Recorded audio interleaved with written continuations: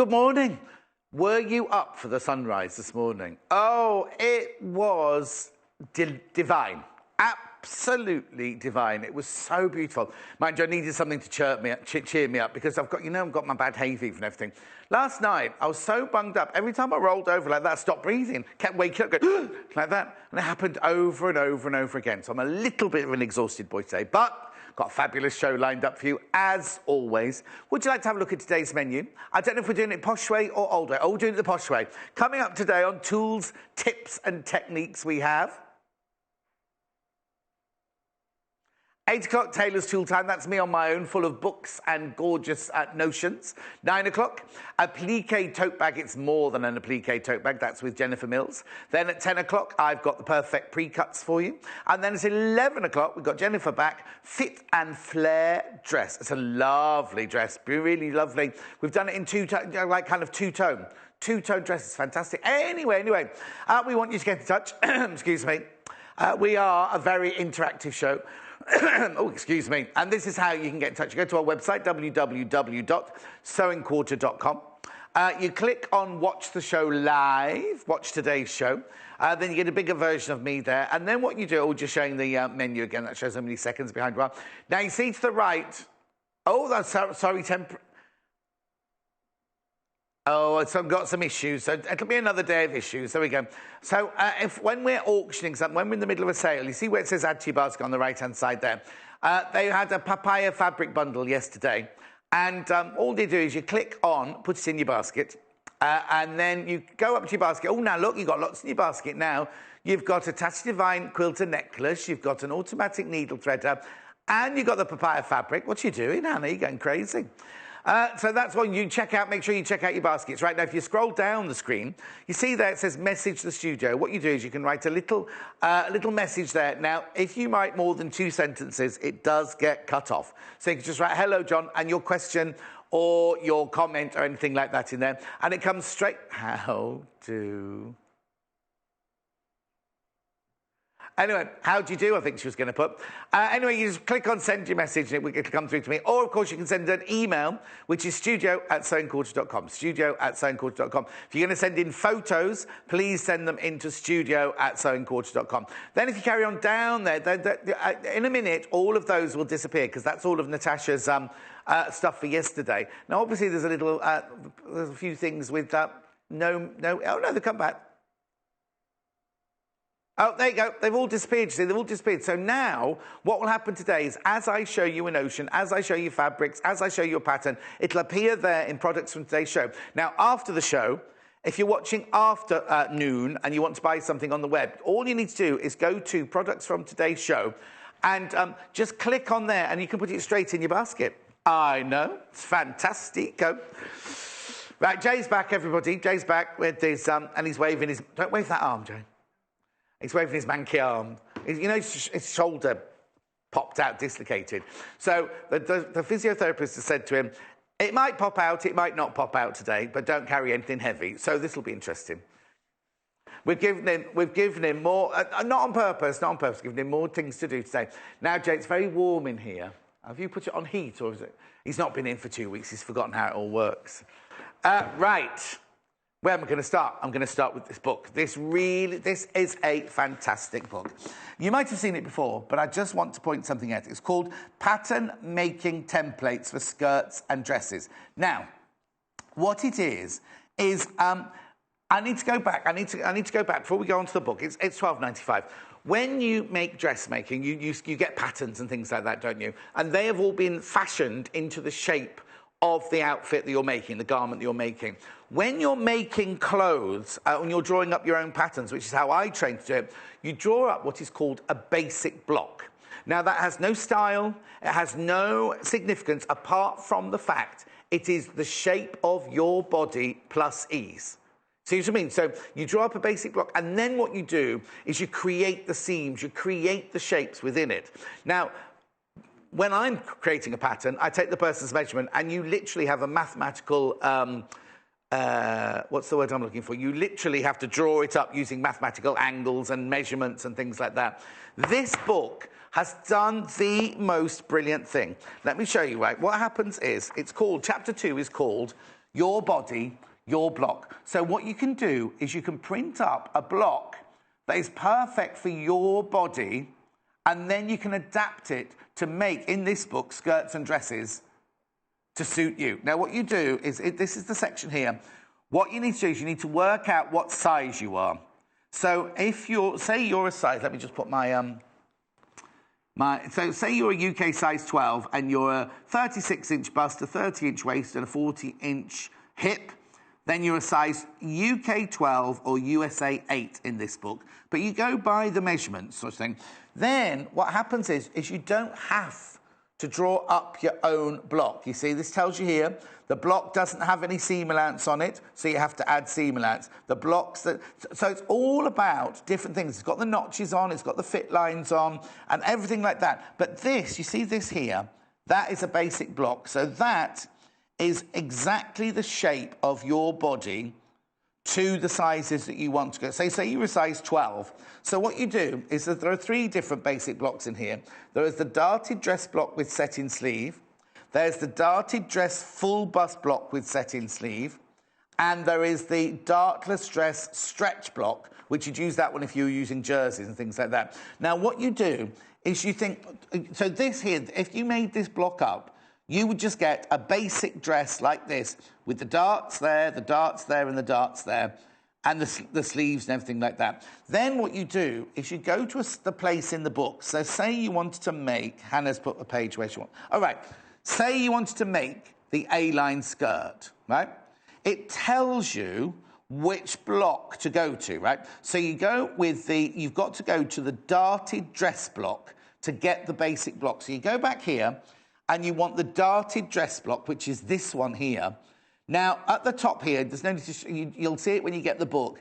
There's a tiny URL that you have to download, right? And what happens is you download it, and it'll ask you what size you want. And the size options will be all of these. So what they've done is they've already done it. So you type it into the internet, and it comes up. So it'll say what size you want. Say you're going UK size 12. And then you just press on print, and what you get is this. So now what it is you get 3 basic blocks from which you can make an awful lot of patterns. Look, I mean, I'll go through the book properly with you in a second. This is just the skirt that Hannah wants me to concentrate on this morning. It's producer Hannah, by the way. So what happens is you get your basic block like this, and then you have to stick it together because obviously it all prints from your printer on A4 pages. So you've got your front here with your neckline. I don't know how much of this you're going to be able to see because it's very, very faint. So you've got your neckline, your centre front here. You've got your neckline. You've got your shoulder seam with your shoulder dart in there. You've got your armhole. Then you've got down to the waist. Then you've got your skirt detailing. And then you've got your waist dart going on there. And then this is the back. This is the one next to it is the back with the centre back here. And the armhole. Now, you've got the notches there to show you that it's the back of the armhole. And then, so now this isn't, or if you made this up, and they get a sleeve as well, but you don't want this, for this one, I've put the sleeve one to one side because we don't need the sleeve one for this because we're making a skirt. So if you were to make this up, it would fit you if you were size 12 to those measurements, but it would be very plain and boring, and it would be what we call a toile. It would just be a simple, straightforward shift shape with darts in it to make it the right size for you. But because today, very quickly, I'm only going to do it quickly. I'm not going to go into huge amounts of detail. But if you are making a skirt, what you then want to do is you then cut it off at the waistline. Save the top if you want, because that's your basic block for your top if you're going to make a blouse. So as you can see here, I'll cut it all out for you so you can see what you've got, so you can see the shape a bit easier. Bit boring just watching me doing cutting out, really, isn't it? But using my paper scissors, I'm literally just cutting out my pattern like this. That one goes in the bin. I feel like a proper designer today. And you follow the shape. What's the matter? There's a bin under the desk. That's where all the rubbish goes. Oh, I said they didn't realise there was a magic bin under the desk. There we go. So then you get your... Oops, just get that one. So there's your back panel of your skirt. So if you were to make that on the bit, that would be your centre back seam there. That's your hip seam there. And that's your waist dart going in there. And then very quickly, I'll do the other side now. Cutting off at the waistline there. That's your top of your basic block if you want to make a blouse or anything from that. And then again. Oops.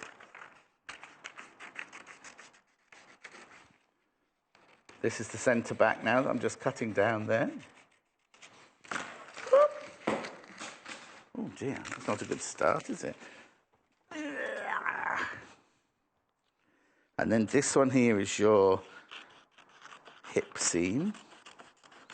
And then what you do is from this basic block, you can then start to fashion a skirt. Now, as you get more confident, because there's two ways of making a dress pattern. One is like this, like on the flat, and you have to be able to eventually envisage what it would look like on a person from the flat drawing, which is the basic way that I trained to do it. But there's also cutting on the block, cutting from the block as well, which is where you get pieces of fabric and you literally just pin them.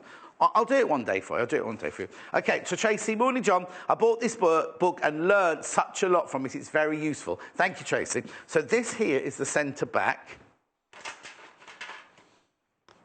That's your centre back and that's your centre front. So at the moment, all you've got on here is your straight of grain, where you have to put the grain of the fabric, because you're not cutting it on the bias. You've got the straight of grain here. That's your straight of grain. And then you've got your waist dart at your back and your waist dart at your front. Again, straight of grain. So then what you do is that is your basic block for a size 12 UK. Then you get your book and you're thinking, oh, I'd like to make, well, I'll show you what we're making. I'd like to make one of these. You see, like it's an A-line flare skirt. You can have it in whatever colour you want. Hannah says she likes the red one best, but it's exactly the same skirt. Exactly the same skirt. Right, so what you do is it tells you in the book, so if you see here, this is your basic block, which is what I've got on the table right now. What they're saying you do here is you manipulate it to make the pattern of the dress that you want. So it can be any shape or any length that you want. So what you do is you cut out your dart like this.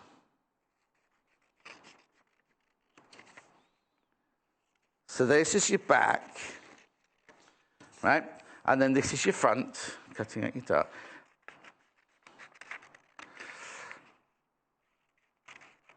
Then, this is where the magic starts to happen. What size does the book go up to, please? Oh, Wendy, good question. What page was it, 20? It goes up to a UK 20 or a USA 16, and they're calling a 20, 46 bust, 38-inch waist, and 50-inch hip. That's the largest size it's going up to. Okay. Oh. Customer, can you show the straight grain on the fabric, please? Oh, yes, of course. Jay, can you get me a piece of fabric, please? Right. Okay, then what you do is you get your ruler, and you just draw down from your dart. Oh, that is. Should really do it with a pencil. You just draw down with your dart. Draw down from your dart like this, and you draw down from your dart like that.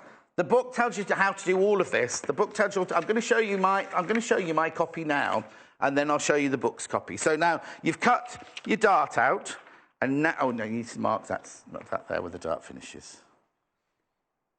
Right? And then you cut down this line here. Obviously, you do yours a bit neater than I do mine. I'm rushing mine, that's all. So you cut straight down there. Then what you do is you then get your... you can use a newspaper or greaseproof paper or any paper for this, or you can get the squared pattern paper that we have. Actually, I might not... what I might do... Right. Yes, I'll open it now. This is the squared paper that we sell. I need I need a huge bolt of fabric, not just a little piece, please. Squared paper, £3.45. Okay, I'm going to open it now because we haven't got one open. And what you then do I'd press this paper first, you haven't got any creases in it, is you then put, well, only because you don't want any, get loads in here, look.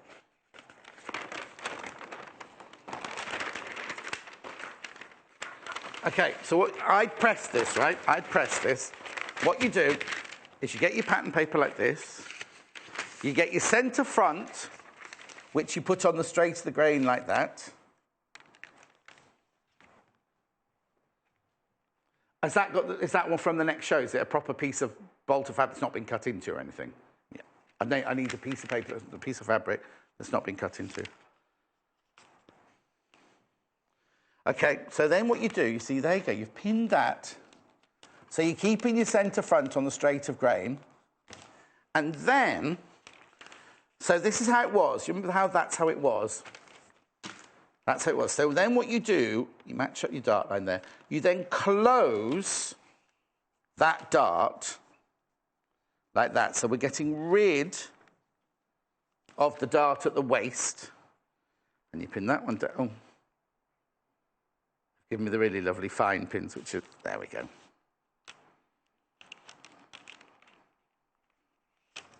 There we go. So what you've done is you've closed the dart at the waist, but opened the underneath dart. Ooh. Come on, John, one job. There you go. So you've closed the dart at the waist there, but you've opened the dart at the bottom there. So you know this is still going to fit you, because when you, if you just kept it as a thing, you would have sewn that dart together, but you've actually closed that and then opened this bit here. So your new pattern piece now has a shape of, it's a bit square there, but I'll tell you what to do in a minute. And then you come down here. This is your new pattern piece there. You know that that's on the straight of grain there, because that's the centre front there. And then, I'll just do the front panel for now. And then you've got your skirt hem going round like that. So if you take this off, oh, and you've got your straight of grain. You take this off. So this now is your new pattern piece to work from. So this is your straight of grain down the centre front here. Perfect. Right, well, I've shut, no, it's different because I've shut the dart at the top. So I've shut the dart at the top and I've flared the skirt out here. Now what you do is on this skirt here, there's a yoke on this skirt here. You can make the yoke however you want, but they're telling you, I'll show you here, look.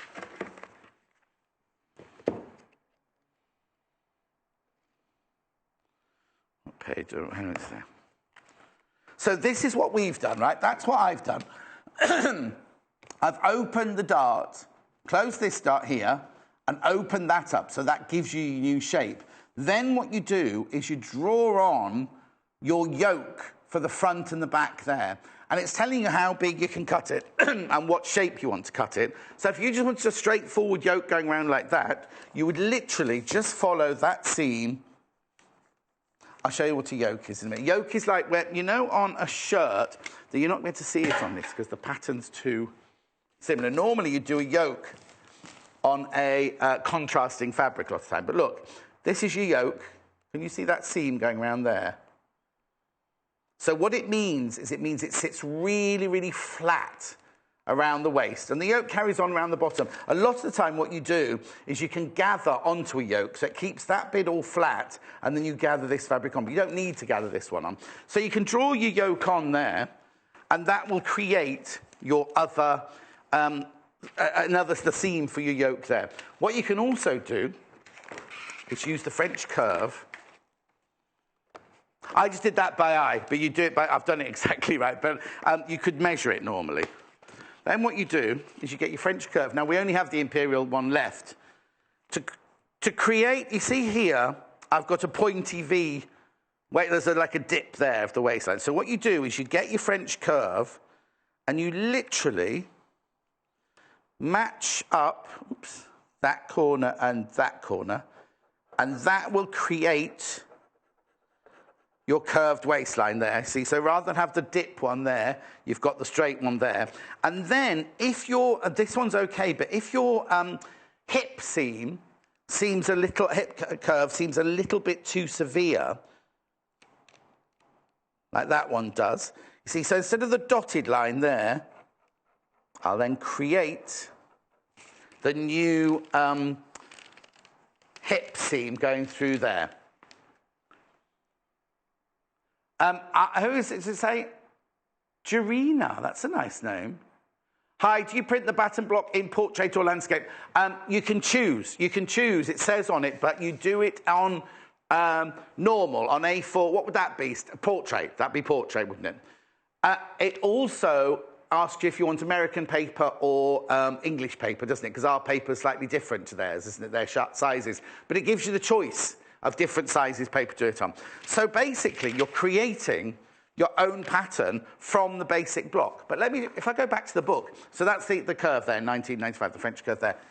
But if I go back to the book, right, I've just shown you how to do a swing skirt, but in this book, now, how much does a pattern normally cost you? Between 8, 9, 10, 11, 12, 30 pounds we sell them for, right? This book comes to you at £12.95. Let's just go through. Right, you can see there how many skirts there are. There are all different styles of skirt. The pencil skirt, if you're going for the secretary look. The A-line skirt, which is the one we've done. I don't know if you can see the yoke on that one there. The go-day skirt. You see, all of these, you can adapt all of these patterns. The panel skirt, the tulip skirt, the semicircle skirt, full circle skirt. Now, what you do, tube skirt, because some of these are jersey as well, remember. I know we don't sell jersey yet, but some of these are jersey as well. The bubble skirt, the dirndl, tiered skirt. Well, that's nice, isn't it? You see, all these pleats, you get all of these. The box pleat skirt, the kilt, and then this is all about how to finish your skirt. So it's not only how to cut it out, there's all different details you put on for the ruffles and things like that. But then we move on to dresses. Pin-tuck dress, sheath dress, A-line dress, bodycon dress, shirt dress, pinafore dress. What did you say? All from the basic block. This is how pattern cutters work, you see.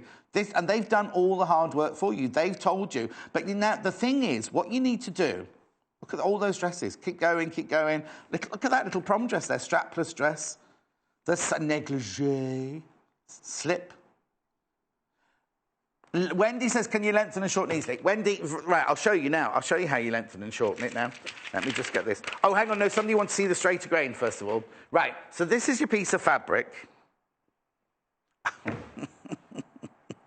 Yes. Right, your straight of grain, if you've still got the selvage on the fabric, this is your straight of grain going down the selvage here. So imagine this was a whole bolt of fabric. That's your centre back, so you would line up the grain for the centre back going across there, along with your selvage. Also, you can cut straight of grain this way as well, right? And the best way, I'm not going to do it on this fabric, the best way to find your straight of grain, if you're going the other way, is just cut a little nip in the fabric and then tear. And if it's a good 100% cotton like ours are, it will tear in a straight line. So that gives you the edge of the thing. Now, if it was a bias, if you were cutting on the bias, the arrows would go diagonally across, right? So then you'd lie it like that across your fabric. So it will still show you where the straight of grain is, but you're actually cutting your panel on the bias. But because this is a straight bit, cutting on the straight, you cut it that way around. So that was that first question. The second question, all about lengthening and shortening. And we'll get on to something else in a minute. Good morning, John. By closing the dart on the paper pattern, does that not make the pattern smaller than your size? No. Because if you, in the dart, right, when it was originally here, if you were just to make that exactly oh, it's the wrong way around. Hang on, let me get in the right way around. Centre back, centre front. If you were, that's this one. Right, okay, so that's your basic block for your back, right? If you were to make this into a normal skirt, you would stitch that as a dart. So that would automatically get stitched like that. So it's not making it any smaller. And that is the line that you would stitch on. You'd stitch on that actual line. So when you're cutting it out, if you're going to cut it out with a dart in, oh, actually, I could show you with another one of my pencils. They're going to go mad because I'm going to draw on this fabric now. So if you were just making the skirt as this yellow and you just wanted it as the basic block shape, what you would do... Oh, I haven't got it here. We've got a pencil. I've got a pencil. And you draw that dart line in, and then you'd stitch along that line. So what we're doing by closing that dart, you're actually doing exactly what you would do when you stitch the dart, but what you're doing, because you're opening the pattern, you want more flair. This would just make a very, very, not boring, but a very, very straight skirt, wouldn't it? That would make a straight skirt. What we're doing is, oh yes, that the one with black in it. That'd be perfect, thanks. I'll just show you very quickly.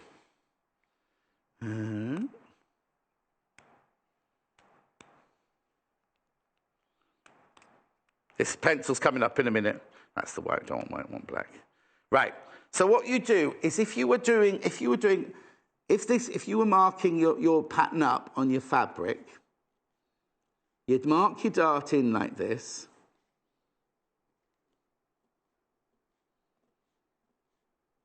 This pen is coming up later on this hour. So that would be your dart, you see. So what you do is, when you cut your pattern out, you would literally just seam that dart together if you're just making a normal skirt. So what we're doing is closing it. Pick the wrong one up again. All we're doing is closing it and reopening it to make it a more flared skirt. Oh, Sonia. Morning, John. Look at you being a little dressmaker this morning. Thank you, Sonia. I know, well, it's what I'm trained as, really.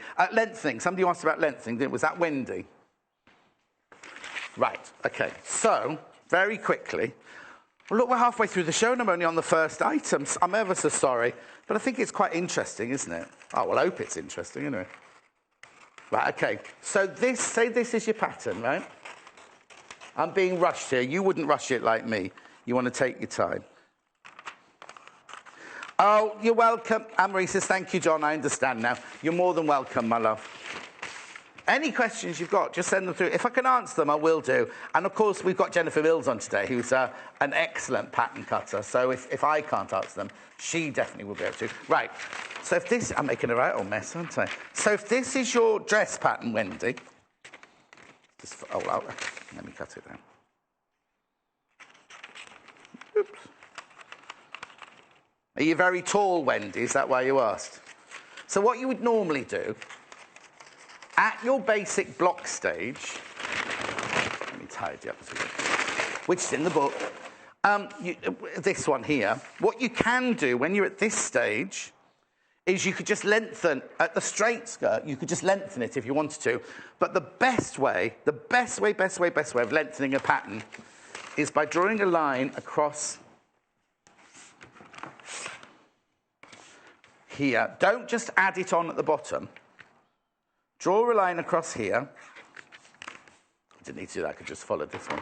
Then, cut across there. Right? And so what you do is you extend it like that. So how many inches more you want it, that means you still keep your nice hem shape and your side seam shape. And then all you do is using your French curve, you then pin that to paper. You just make that... You'd even that seam out, do you know what I mean? You take off the sharp edges to create a longer... I hope this is making sense to you. There's the French thing. Oh, you're more than welcome. Straighter grains all sorted. Right, so I'll move on. Anything else you need to know, just ask. I'll keep all that to one side. Right, OK. Right, let me just tidy up a little bit as I'm going along. Right, the only other thing I was going to say to you is you also get... Now, this book is only about skirts and dresses, right? But you've got your... Maybe I'll do this another day, right? You've got your basic block here. This is your front of your basic block for your top half, your blouse half. You see that there? This is the shoulder dart here, and that's the bust dart, and that's the waist dart. So you can alter this exactly the same way to create different tops for yourself as well. It's a skill that you're learning, and then once you get confident with it, because you've got your basic block... When I was training at Women's School of Art and then worked at the English National Opera, Royal Opera House, the ballet, Festival Ballet, then in theatres and everything like that, You create every single shape from every single period from a basic block. All you need to know for the periods is, like a lot of the time, in tailoring and in ladies' dresses, for a long time, up into the 1800s, the shoulder seam wasn't here, it was right back there. They took this panel right over. So it's just knowing about what you want to make and how you want to make it and things like that. This book is brilliant because you get the basic block, the 3 different basic blocks, which you can then adapt into anything that you want to adapt it into. Okay, now what did you just want to see the French curve again? Oh, the other thing about the French curve. Oh, I'm exhausted. It's hard work, this teaching larking. Lucky I trained to be a teacher, isn't it? Right, not only with the basic, with the French curve here, can you do what I've just shown you? Well, I'll show you the back here. You can do the back neck curve. If you're not confident about doing it freestyle, like the sleeve heads, the top of the sleeve, you can do the waistline, like I've just shown you, the armhole curve, the front neckline. That's what I just used it for there, wasn't it? Oh, sorry, sling. There you go. For the waist, curving up the waist. If you want to decrease the waistline, you get that perfect curve there. All the different things. There's more. I'll lift it up for you. You can use it in so many different ways. It's fantastic, a fantastic way. And this is in imperial. This is in imperial, so it's in inches, if you want it in inches. Right, so I'll finish with that, finish with that, finish with that, finish that. Very quickly in this section. Pins, right? Pins, another essentials that you need in this one. Pins, right? These have been proven very, very, very, very, very popular with our designers. These are the prim glass-headed pins. There's 35 of them. They're 40 millimetres. They are sewn thin. They are so sharp. And they have a glass head at £7.95. They're super fine, those, with the red dots. Then we've got the ones with the yellow ones. Now, these, there's more of these in here, aren't they? These are your glass beaded pins. Headed pins, not beaded. They're the yellow ones. Now, these are slightly bigger. These are 40 gram, and you get 43 by 60 millimetres here, £11.95. These are perfect for your What it is the red ones are perfect if you're doing silks and chiffons and lightweight fabrics, muslins. These are better for your everyday dressmaking, £11.95. And the glass-headed pins means, first of all, you can see them. Secondly, you can iron over them without them melting. And they're just brilliant to have. And if you drop them, easy to see, aren't they? Thank you, Brenda. Brenda says you've explained that very well, John. Thank you very much indeed. Barbara. Thank you, Barbara. Barbara's bought the book. She's learning so much from my demo. Imagine how much I could teach you, Barbara. Maybe I'll take up lessons again. Lorraine, I'm busy writing a book, but there won't be dressmaking in it, I'll tell you. Right, I've got 2 other things to show you in this hour. I've got 3 things I was showing this bit. Oh, this. Oh, I should have used this when we were doing the hem, actually. If you want to raise or lower your hair... In fact, let me get the pattern out. Don't know what I've done with it now. Where is it? Oh, never mind. I'll just show you it on here. Basically, if you want to raise or lower a hem, this is fantastic because you just line that line up there with where your hem is, and then look what you can reduce it by 1 inch, 2 inches. Well. Yeah, that's what I'm doing. Oh, you don't have to press that in. You don't need to press that in, no. No, so you can just move it up and down like that. Also, if you want to draw a circle, if you've not got the Elna sewing machine and you need to mark out a circle, very easy to do. What you do is you just get your... So you work out how big you want your circle to be. So say you want your circle to be 3.5 inch... oh, hang on, no. 1, 2... Right, so it would be... From here, it would be 3 inches there. So you mark that up with your 3 inches there.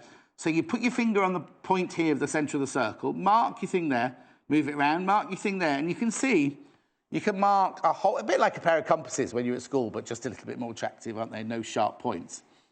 And then, you see, it's just got so many things. Also, if you want to measure something very quickly on here, the gap between the 2 columns is 1/8 of an inch.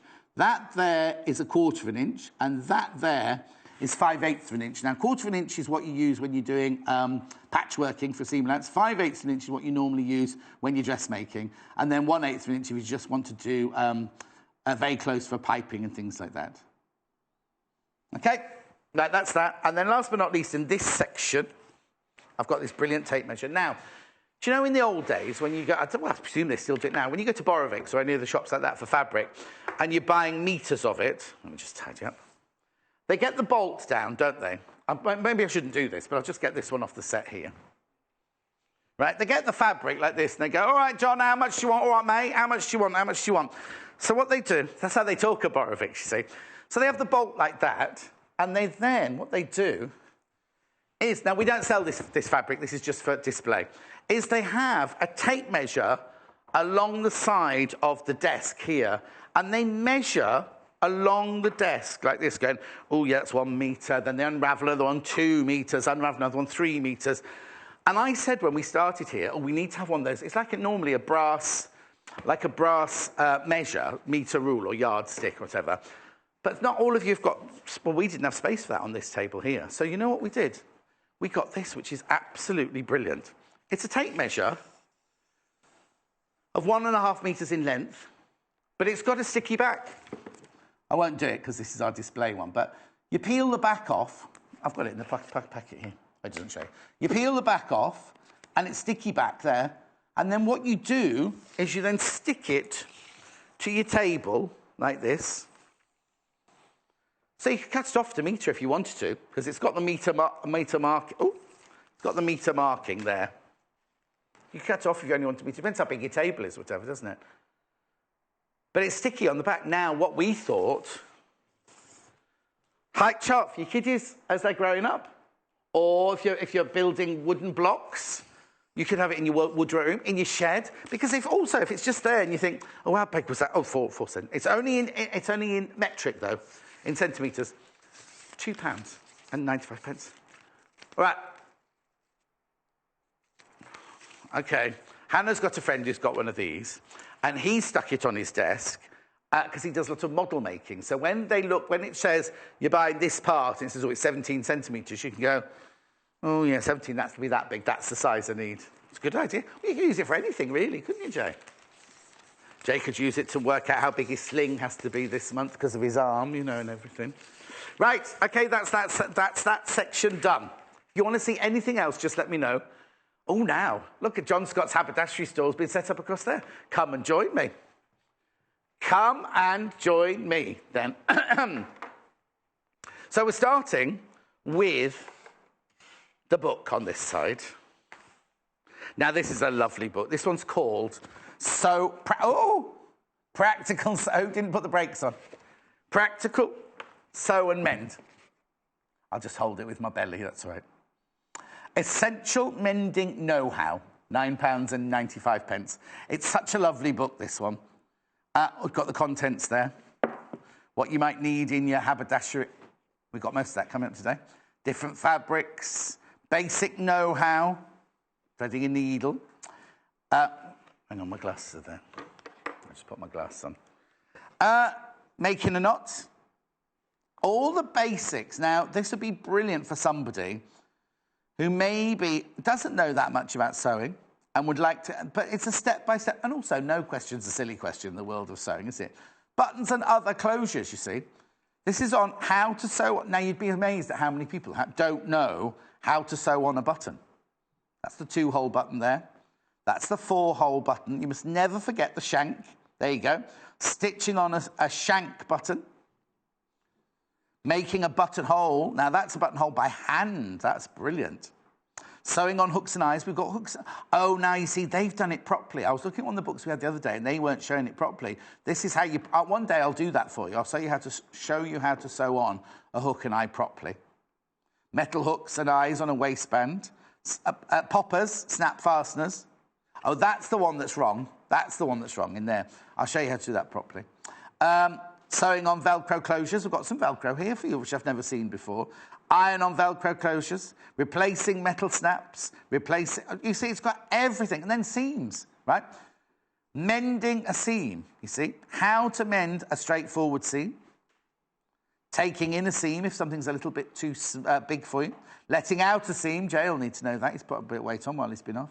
Repairing a split seam in the crotch of your trousers. There you go, Jay. Hems. Repairing a hem. invisible hems, hemming with slip stitch, top stitching a hem, blind stitching a hem. It's got making a jumped hem. What? A jumped hem is when, like this, when you've got, it's here, it's kind of when you've got two layers. So you've got a hem on your main fabric there, and then you've got a hem on your lining fabric there. It's a couture technique often used in lining garments, like in a jacket sleeve, yes, or at the bottom of a jacket. You can do it in ball gowns as well, but what you have to be careful is that your inside isn't too short and it pulls the outside lining and makes a ballooning effect at the bottom. Letting down a hem. Oh, I've been let down enough times. Taking up a hem. Fix and repair. Instant fixes. Right now. Don't do this.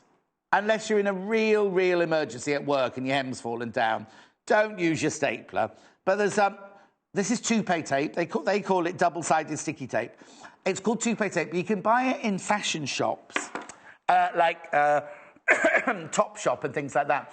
And they call it, I can't say what we used to call it in show business, in theatre, because obviously when you've got dancers and singers, or Amanda Holden, when she wears her dresses on, that's exactly what it's called, but I can't say that, can I? All right then, think of a bird in your garden. There's blue, there's golden crested, and there's, what other ones are there? And then tape. That's all I'm saying. Instant fixes. Not bird tape. Instant mending, darning. Who darns these days? See, we're so much in a throwaway society, aren't we? Mending a pull in knitted fabric, that's very important.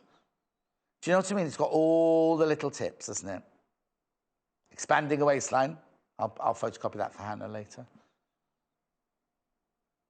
Replacing a draw. Oh, no, you see, you'll need drawstring and elastic soon in yours, won't you, for comfort? It's just a brilliant little book. So I was thinking you might need some of these things for using some of the techniques in that bag. Fastenings first, then. Fastenings first. Right, I just showed you both of these. Hooks and eyes. Now, we've got hooks and eyes in one of Jennifer's projects later. They're only £1.45. This is size 2. This is the size that you're likely to use most of in dressmaking. Got 14 of them there for £1.45. It says brass, but normally they are silver. Let me just check. Oh, okay. Right, hang on, there's been a mistake. Oh, no, this is rust-proof brass finish. They're not the ones you'll get. But these... have we not got the details for these? Okay. I'll have to put that away. So what colour fastenings have you got then? No, I haven't got these either. Well, no, look. These are called brass as well. Yeah, but what I'm saying is they're the same colour as those. I've never seen only in old... No, I've only ever seen these in silver and black. Can you... Oh, you're not going to show me the photograph. Right, okay. Yeah, but what I'm saying is they've called these brass. Yeah. How weird. Have you got the brass ones? Oh, do you want the item code number? Sorry, let me just check. What's the item code number on the hooks and eyes, please? Yeah, that's right. That's these. But that's the right number there. Then the image on the web must be wrong. Okay. They're the now these are good because you've got poppers tiny right there up to the big sturdy poppers there. £1.45. And then I've never seen this before. Obviously, I've seen Velcro before, one-touch fastening, as we call it. But these are stick-on fabric. What you do is you peel the back off. You don't need to iron them. You don't need to sew them. You stick them to where you need the fastenings. Oh, we took a deep breath then. Wait 24 hours and then use them, and you can wash them. There's no problem with them at all. £3.95, you get 8 in there. 8. Isn't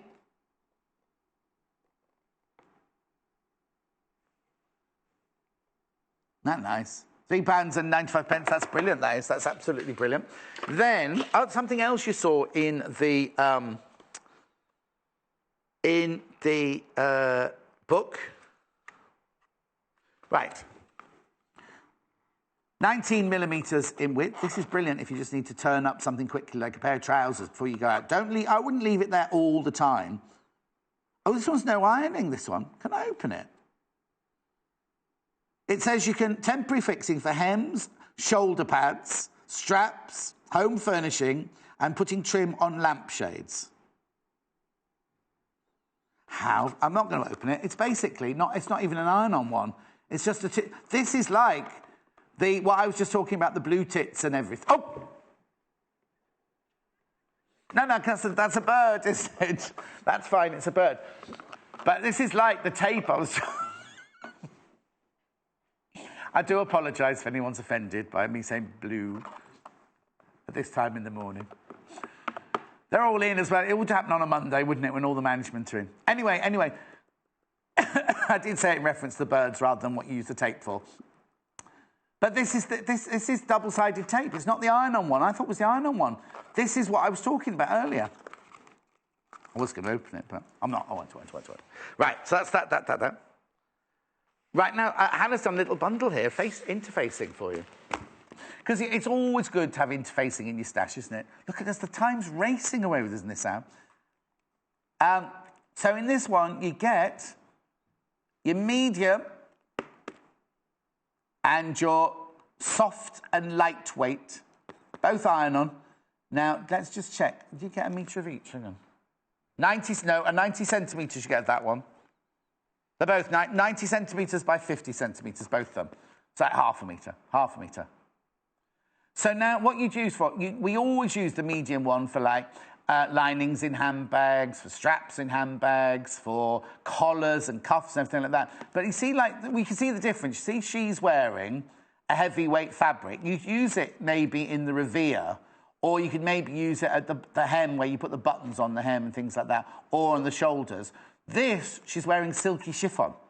So even if you've got, like, imagine if you're making a really, really beautiful chiffon blouse and you're doing buttonholes down the front, you want a little bit of stabilisation, but you don't want to have a floaty blouse with a great big hard bit down the middle, do you? Well, this one is the lightweight version of this, so you can put that down the facing, always brilliant for your stash. Put that down the front of your blouse or something like that, or inside the cuffs. Or inside the collar. If you don't want it to be stiff like this one, then this one still gives it stabilisation, but not as heavy and not as thick. You get both of those for £5.45. Brilliant. Right, last but not least in this section. Now, I'm afraid I can't... I've got two. This is what it is. Janice displayed this recently for us. It's a turny-through-y thing. A rouleau... What's the official term? It's called a loop turner. Right? But if you're making a rouleau loop, excuse me, and you've stitched down, you stitch down your seam, what you need to do is you then put this end through the seam at the end, see there, and then you literally pull the rouleau through, exactly like they're doing on here. Sold out last time we showed it. Oh, I'm very, very limited, though. I'm very, very limited still today. £3.95. £3.95. Oh, body tape, that'd be a good idea. But then you only really use it round here, don't you really? Celebrities do, because they wear those stupid dresses that, well, I just think they should cover up, put a modesty, Liberty bodice inside, I would. Should we go and see my third section? Because I've only got 6 minutes, I think, left, haven't I? Right, where shall I start? A book. Book. Right. Book. Simple tailoring and alterations. This is for those of you who do the dressmaking maybe and you want to move on to a little bit about tailoring. Now, there's a lot of history in the beginning of the book. Be lovely as a present, this one. Then getting started. Before you start, all the things you need to know about tailor's chalk, everything you have in your kit. Then this is where it starts getting interesting. Lightweight fabrics, right? Chiffon, difficult to work with. Use a thin needle. Do you know what I mean? It's got all the different lightweight fabrics here. Yeah, so you can, and you see, it goes on for pages. So if you're shy about asking when you're in a shop, then you go to medium weight fabrics, heavyweight fabrics. And what they are, you see, I go, oh, this is drill. Some people don't know what cotton drill is. Do you know what I mean? This is buckram. Some people don't know what buckram is. Canvas, corduroy. Do you know what I mean? It just gives you little descriptions and pictures. Then hems, different kind of hems that you can do on garments. Seams, that's very important. Or how to alter dart. Now, that's what I was talking about earlier, you see. Now, you can use, when you're going to do banana darts like this, or curved darts, you could use your French seam for that. Not your French seam, your French curve, sorry, French curve.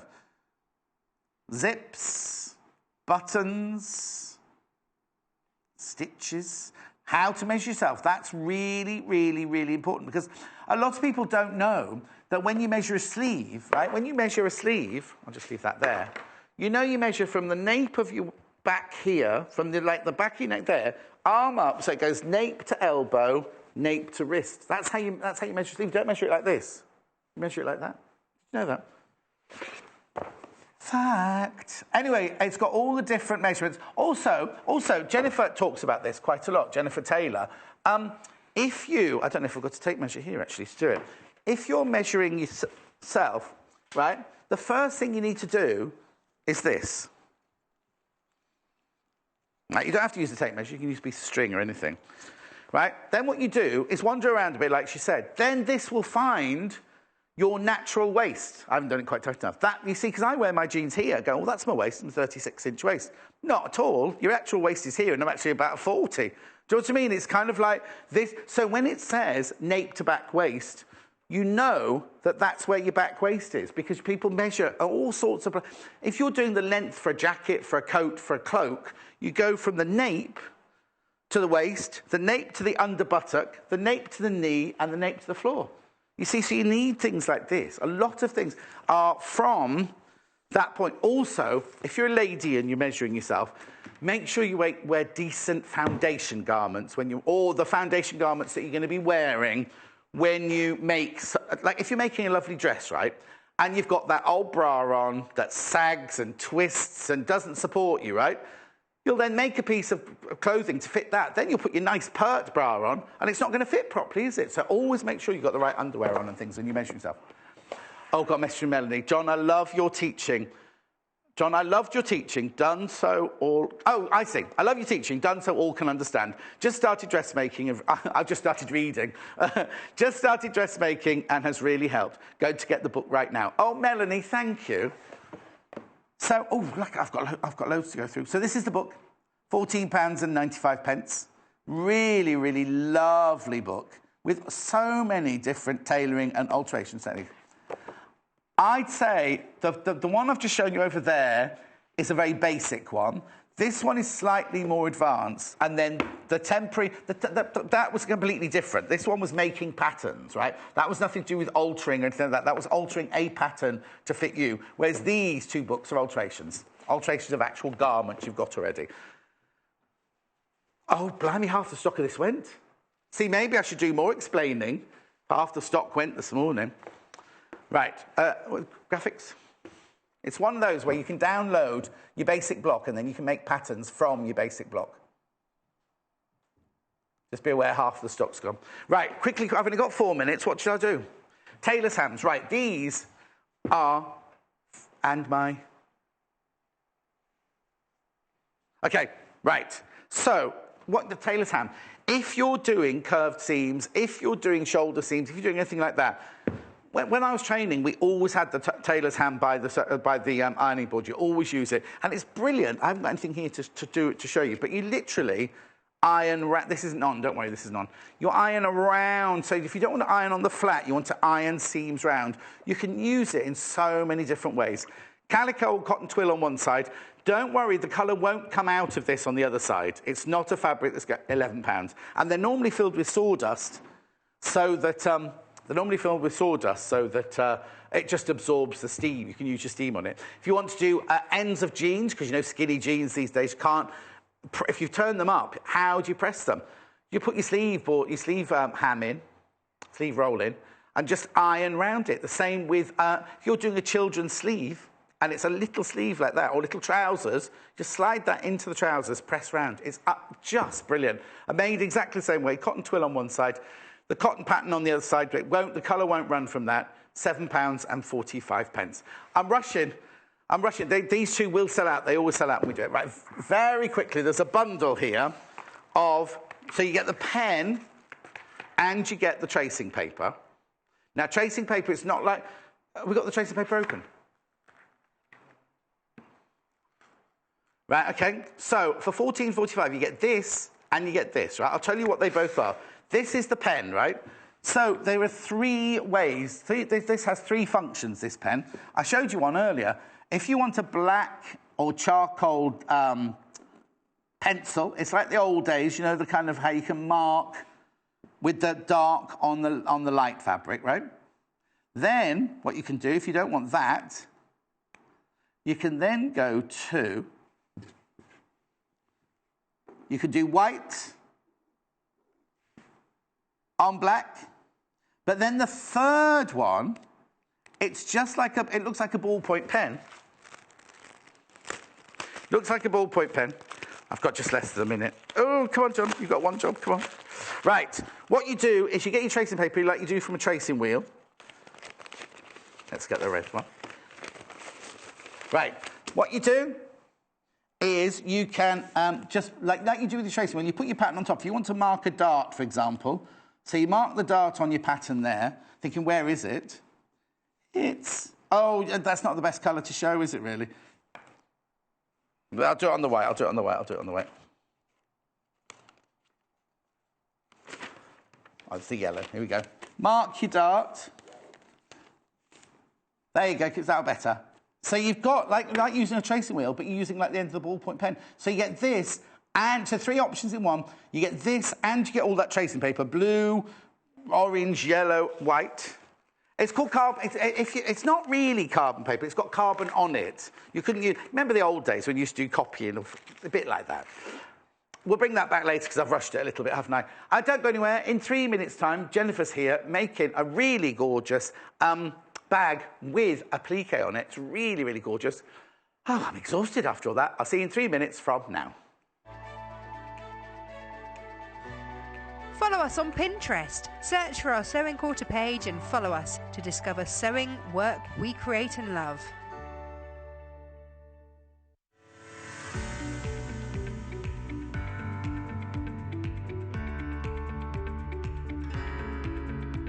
There are many different ways you can buy from us here at the Sewing Quarter. You can order from us by calling our free phone number at 0800 112 4433 and talk to the team at our UK-based call centre. Alternatively, there are other ways you can buy from us. You can go online and shop through our website at www.sewingquarter.com. You can even watch the show there and shop as you go. You can check out as many times as you like throughout the day and only pay a small fee of £2.95 postage and packaging for the whole day. We also offer a 30-day money-back guarantee on all products excluding custom-cut fabric. Our friendly UK-based team will help guide you through every step.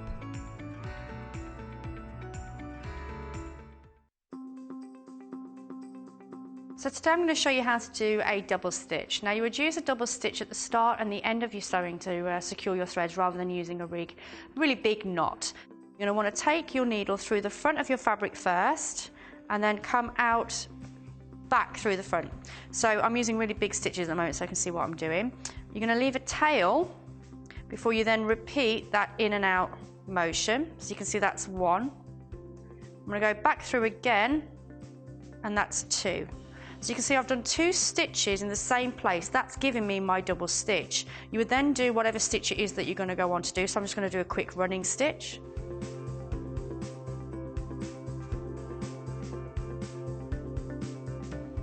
Okay, so now I'm going to do my double stitch at the very end of my stitch there. So it's repeating the process. So I'm going in, and then back out, in, and then back out, before clipping my threads. So obviously you would clip these closer when you get to finishing your garment. So there you have it. Did you know there are multiple ways you can contact us, even if it's just to ask a question? Our friendly team are always on standby. You can call our customer service team at 0800 112 4433, email us at help@sewingquarter.com, visit our Facebook page, follow us on Instagram, follow us on Twitter at Sewing Quarter, and even message us through our website, and our presenters will answer your questions live on air.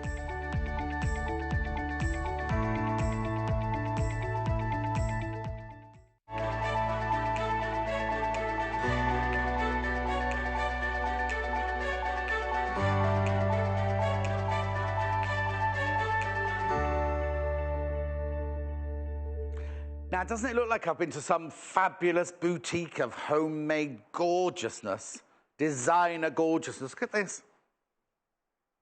Isn't that nice? Really, really. Look at the lining. Oh, I'll show you the lining, but Jay's put something in there. Hang on a second.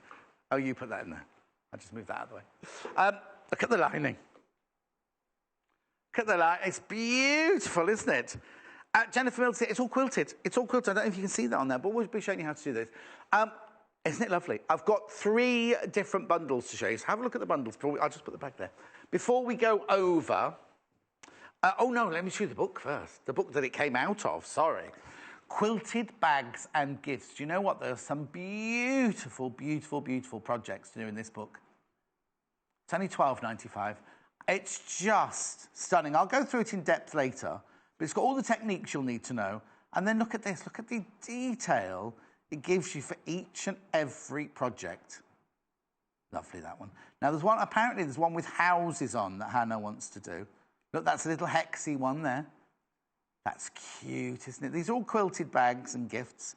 I've got to find I can't go anywhere until I found the little one with the... Oh, that's cute. Look at that one. That one's Home Sweet Home Tote, that one. Little trees. Wasn't that one, though, with houses on it. But look at the attention to detail about all the instructions. That one's not got houses on. That one's not got houses on. I think Hannah was just... No, I think she's dreaming. Flowers. There's the one we're doing.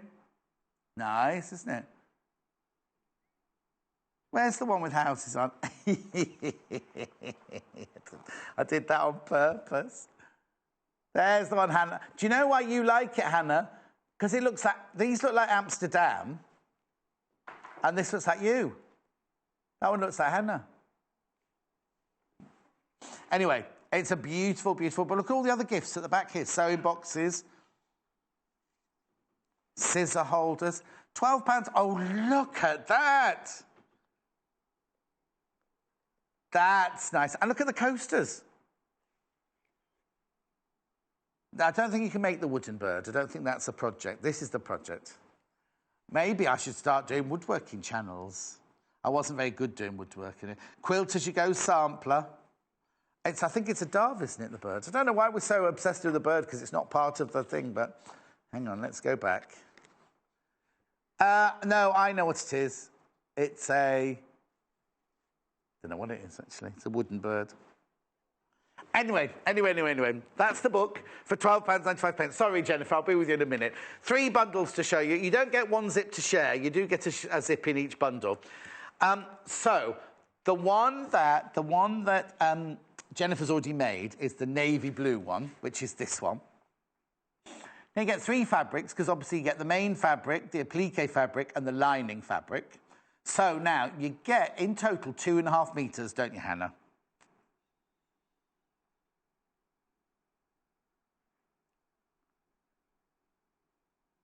I haven't got any spot on. A metre of the gingham, a metre of the gingham, a metre of the blue, and ½ a metre of the linen effect. That really confused Hannah. $25.95. But you also get the zip for the pocket inside, and you get this, le wadding, all of that for £25.95. Right now, the one that Jennifer's about to make on the show is this one. Now, I'm presuming they've called it natural or neutral. Natural, so you get a metre of the gingham, ½ a metre of the linen. Now, none of it is linen, that's 100% cotton. linen effect, and it's called, it's linen effect. The colour's linen, but it's not linen. It's got nothing to do with linen. And then that lovely latte in the cotton there, £25.95 again. You get the zip, and you get the wadding as well for £25.95. And remember, oh, it's beige, is it? Sorry. It's not latte, it's beige, that one. You don't get the book in the bundle, a book separate, but then this one, I don't know why didn't you do the red one? Oh, it wasn't sent to me. The red one would be very dynamic, wouldn't it? So a red bag with the linen effect, linen texture, linen coloured, but not linen fabric, and then the red gingham, £25.95. You also get the zip and you get the wadding. Now, you've got 2.5 metres there. You've got 2.5 metres of fabric in there, remember? So even if you don't want to make the bag, there's plenty of other things you can do with all of that, isn't there? Now, one word of warning before I go over. The gingham, we've always said this, only follow... remember I was talking about the straighter grain in the last show? The gingham is printed, it's not woven. So never, ever, ever follow the pattern of the gingham because it's printed. If it's woven, then it's fine. You can know that's straight of grain, warp and weft. But if it's not woven, if it's printed, never, ever follow it. Or, I've said that. Yeah, all your part will come with the wadding as well. £25.95. OK, show the bag as a walkover. Oh, sorry, was that supposed to be a surprise? Right. I like everyone at home to know what we're doing, that's all. Right, let's say hello to Jennifer then. Good morning. How are you? Got your card on. It's nice, that boucle. Is Thank that boucle? you. I think it's faux boucle. Oh, it's faux boucle. Faux boucle. Now, they're saying we are, aren't we? Look, we're very kind of tonal and matching today, aren't we? I've got like 1950s Marilyn Monroe pin-up ladies. Yep. Mine is classy, and yours... oh, you also got monkeys on it. Flowers. Where are the monkeys? That's a monkey face, there, look. Oh, my word, I'd never seen that. I saw flowers and No, it's like a Japanese or Orient... oh, there's a... I shall now see a monkey No, face. we don't do a close-up on the monkey, because it's sitting right on your... what we were talking about earlier, the golden and the blue ones in the garden. Right, let's start. Right, this is gorgeous, first of all. Doesn't it look like you're going into one of those... I'm thinking in Parkgate in the northwest, you go along the front there, and there's a fabulous Mr. Wong's restaurant. There's amazing chippy, but then there's this shop that sells all gorgeous... you want to buy everything, just mean some really lovely tops and some bags and some home furnishings like that. It's like a boutique place, but there's just something for everybody in there. It looks like this should be in the window on the shelf there, doesn't it? That's what I like to hear. Now, I know you've made some alterations to the pattern, yes. But is it quite a simple pattern to follow? It is, and you can approach the actual construction of it in different ways, which is what I've done. OK, before you say anything, let me just show the pattern. What page is this on? It is page 74. 18. Hawaiian carryall, is that what they called it? That's it, yeah. Isn't Inspired that by funny? a That's Hawaiian the leaf last thing pattern. I'd have called it, Hawaiian.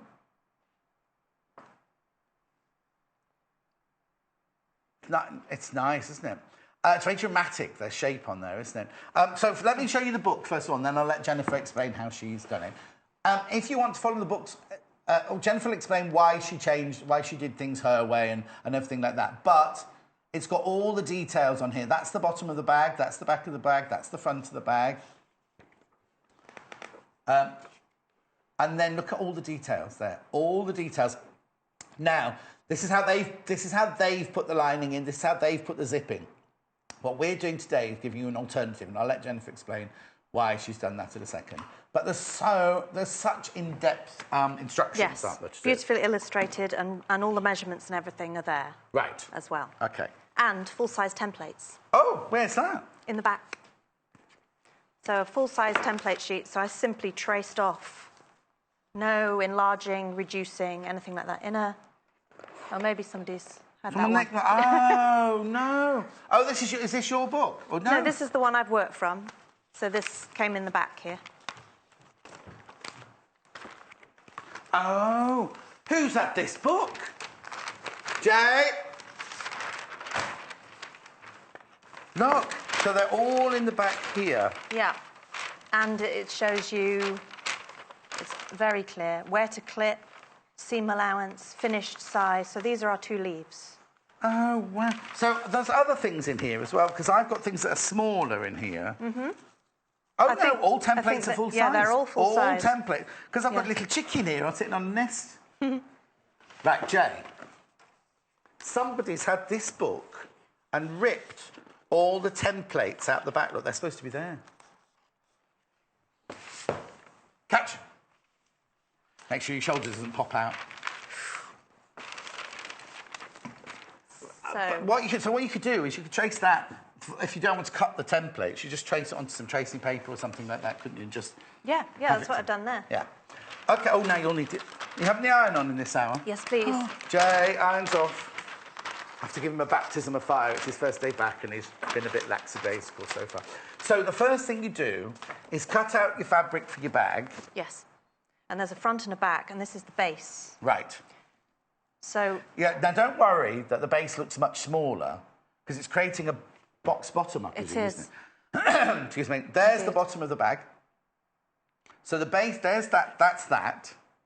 Mm-hmm. See, oh yeah, it's got quilted at the bottom as well. Look. And the back. There's a little leaf on the back as well. Leaf on the back as well there. So what happens is that's your front. That would be your base, and then here you would have the section which is this bit here. That's right. On the back, right? Yeah. Okay. Yes. But we're just what it's called tools, tips, and techniques. So what we're doing is Jennifer's tips on how she's customised it and the techniques of how she's done them. So I decided, because I rather like raw edge applique, yes, to approach it that way. So that's worth bearing in mind that the template marks on 1/8 of an inch, 6 millimetre seam allowance, because the bag that they show in the beautiful book has been meticulously folded under and hand-stitched all around these edges. So if you're a lady who loves to do little hand-stitched detailing work, and you take it with, because you could take that with you, wouldn't you, if you go on the train or anything like that, you can do the hand-stitching as and when you want to, sort of thing. But you're a lady on the go, very busy lady, so you've chosen to do it a quicker method by machining it. Yeah, all their quilting is by machine, but they've applied these lovely leaf patterns, 3 of them on the front and 1 on the back, all by hand. So I've gone for... I've got a question to ask about that technique then. Like you've Bonderwebbed yours on. I have, yeah. Right. If you were going to hand stitch them on, do you still cut the Bonderweb out to a smaller size and turn the fabric under? They haven't suggested Bonderweb. Oh, okay. So I find that personally, especially because this has got many sort of leaves coming off it, it's too soft with cotton, and I feel it's prone to moving. What I love about Bonderweb... Go to the website for Bonderweb. Go on the website. ...is that you can draw your patterns onto the paper side of the Bonderweb, and I did that as a sheet of 2 of those, because there's 1 in the centre on the front and 1 on the back, and 2 of those. So they were all on a piece of Bonderweb, which I ironed to the fabric. Right. This fabric. To the cream linen-coloured fabric, yeah, the linen effect. And then you can cut them all out, and I'm going to cut this one out now. Just need to explain something to you, not about Jennifer's pattern, but we've got gremlins in the system yet again. And if you're looking at the web, anything that's a bundle, for example, the neutral bundle we've got here, if you go to the website, there's no picture. There's no picture. And like from the bundle of the 2 interfacings from the last hour, no picture, no image. The information's there, but there's no picture there. So if you need to see anything, just message in and web chat in, and I'll do it here. And if you say, I can't see the red or I can't see the blue, I'll happily show it to you. Right. So that's worth... Hopefully it'll be shorted by the end of the show, apparently. That's what Hannah just said. Right, so what are you doing now? I'm cutting the leaf template out. So bear in mind, if you want to go for raw edge applique, come in by 1/4 of an inch. But you don't need to come in 1/4 inch if you don't want to, because it just makes them a bit bigger, doesn't it? It would, but you wouldn't get the gaps between the leaves I see what you mean, yes. in the same way. Yeah. And when I'm cutting this out, I tend to turn both of my hands like that, especially when you've got a little internal corner like that. I kind of turn my hands. I have to say, I wouldn't enjoy hand stitching little. I mean, there are some people that absolutely love doing that, and brilliant to them. And it's a lovely finished result. It's a different bag, isn't it? I really like raw edge applique, and that's not going to fray beyond, because I've actually done a lot of sewing lines in there. Yeah. But you get that sort of fluffy effect, but it's not compromising. It's not going to fall off. Yeah, I think Hannah's saying the same thing. We like it because it makes it like. They're not ferns exactly, but like you've got your leaf edges, haven't you? Yeah. Your kind of fluffy leaf. Look, there you go, close to. And if ever you feel you know, there's a thread that's sticking out too much, just trim it off with some snips. What you could do is, if you don't like the fluffy edges, you could satin stitch them all on, Yes. like I do. Still bond web them, do exactly the same as you've done. Yes. But do your very, very close satin stitch all the way around the edge. And that would be a different effect again. Well, you could do it in a different colour, couldn't you? You could do it in a contrasting colour. colour. So many options with this. Because great. Hannah's saying she'd quite like coral, that to be a coral tone. If you've got some coral at home, well, you could use the coral in the thread, couldn't you? I do need to warn you, the book is absolutely flying out. The book is absolutely flying out, just to warn you. Okay. So that's our shape cut out. And then we just simply peel off the back. Paper backing. And they give you all of the measurements of how they advise you place the leaf shapes on. It's all on a lovely diagram in the book. This one's in the centre, the little one.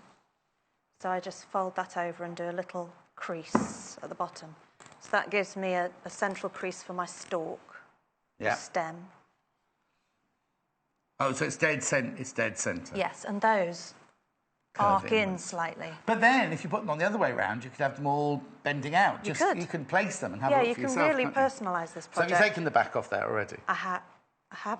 Yes, I have. Is that a third of the way and that a third of the way? How did you position those two? They give you the measurements 9.5 from the edge of that stem to the edge of that stem. Oh, OK. So what happens is when it's boxed... Oh, yes, of course. The leaves wrap around the side of the bag ever so slightly. Yes. So then I can put that one out. And you can do many lines of stitching, or like you said, just one of satin stitch all the way around, depending what effect you want to achieve. And in terms of the quilting, they have designed it with diagonal straight lines across the back, yes. But, again, I decided to go slightly differently. I like the way you've echoed it, but we'll go through that I've gone around on the back. Yeah, the back is all and the base, a checkerboard with their design. Oh, and they've done checkerboard, you've done swirls, you've done waves. Yes. Which makes yours look more like a beach, something we'd have at the beach, the seaside. That's the blue bundle, remember? Going across the bottom of your screen. Oh. Right. Just going to Please be aware of your baskets on the book. Not shouting, not bullying, just telling. Oh, it is going to sell out. Needle to move to the middle. Bear with me. Switch it off and switch it back on again. Right. Will the needle move to the middle automatically then? Yeah. Which means, oh, there you go. Which means you already had it in the middle, did you? No, it's not in the middle. No. Single figures of the book. It's the zigzag one you have to press, isn't it? It's not moving. Oh, no, hang on. Have you got it on the right Straight mode? Stitch. One. Straight stitch. What is it? Just one. Oh, one. Okay, mode. Yeah, I'll do that in a second. Just going to... Oh. Jay! Yeah, get Jay to sort that. I'll go look at the bundles. I thought I could fix it, that's why, but obviously it wasn't good enough. It's done, John. It needed to just go down and come back up again. Oh, it's done. It's sorted. But I'm here now, so I'll do the bundles. It's done. Thank you. Don't do anything. OK.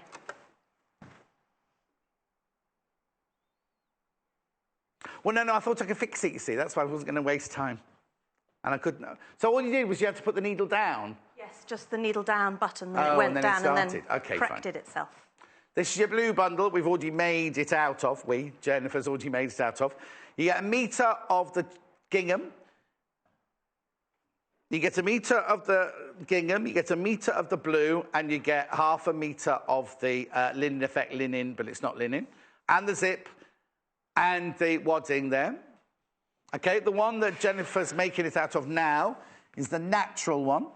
You get 1 metre of each of the 2 fabrics and then 1/2 metre of the linen one in the middle. It's not linen. You get the zip and you get the wadding. There you go, £25.95. And then last but not least, one I think will look very dramatic. Excuse me. This one, you get 1 metre of the gingham, 1 metre of the plain red, and 1/2 metre of the linen effect, linen colour, but it's not linen fabric. Plus the zip, plus the wadding. £25.95. Right, back to the stitching. what I love about raw edge applique and bond web is that there's no shifting of anything. I can just focus on sewing, and that's completely attached to that, which is really nice. Hannah, I know. I'll tell you later. So I've reduced the stitch length to 2. Yes. Because I find, especially when we're going around this corner here, a longer stitch length makes it more fiddly. And I'm using the raw edge as a guide, but I'm not being meticulous about if I top stitched a dress seam, I would make sure it was the same distance all the way along. But now you're just doing one stitch on the one that you're doing now. Yes, just to the bond web has attached it, but the stitch line will properly attach one layer to the next. But if you look on, I don't know if you're able to see that close on this one, because it's in the same complementary stitching. You can't really see it. There's about 4 or 5 lines of stitching all going all over the place, random. Oh, there you go, there you go, there you go. So you can do it whichever way you want, really. I've just been told people are going to miss out on this book. Okay. People are going to miss out on the book. If you've got it in your basket, please check out. Please check out if you've got it in your basket. There's going to be disappointment.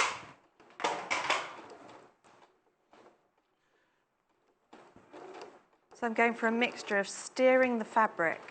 Say this again, sorry. I'm using a mixture of steering the fabric and then lifting the foot and pivoting when I get to a pointed side. Right. And then when I get to one of the curves, I'm steering it, but when I feel I need to, not pivot so it looks like an angled corner, maybe just a couple of times. And what colour are you doing? Because you've done it in the same coloured thread in the one you've made. I have. I thought if I kept it neutral, it wouldn't show up. Yes. So I've but I quite like it in a different colour. I do too. I picked a kind of deep lavender colour. Oh, yeah, I knew it wasn't brown. Oh, that's nice, yeah. Well, again, this is where, if like Hannah wants coral on hers for some reason, so this is where you can incorporate your coral into it, isn't it?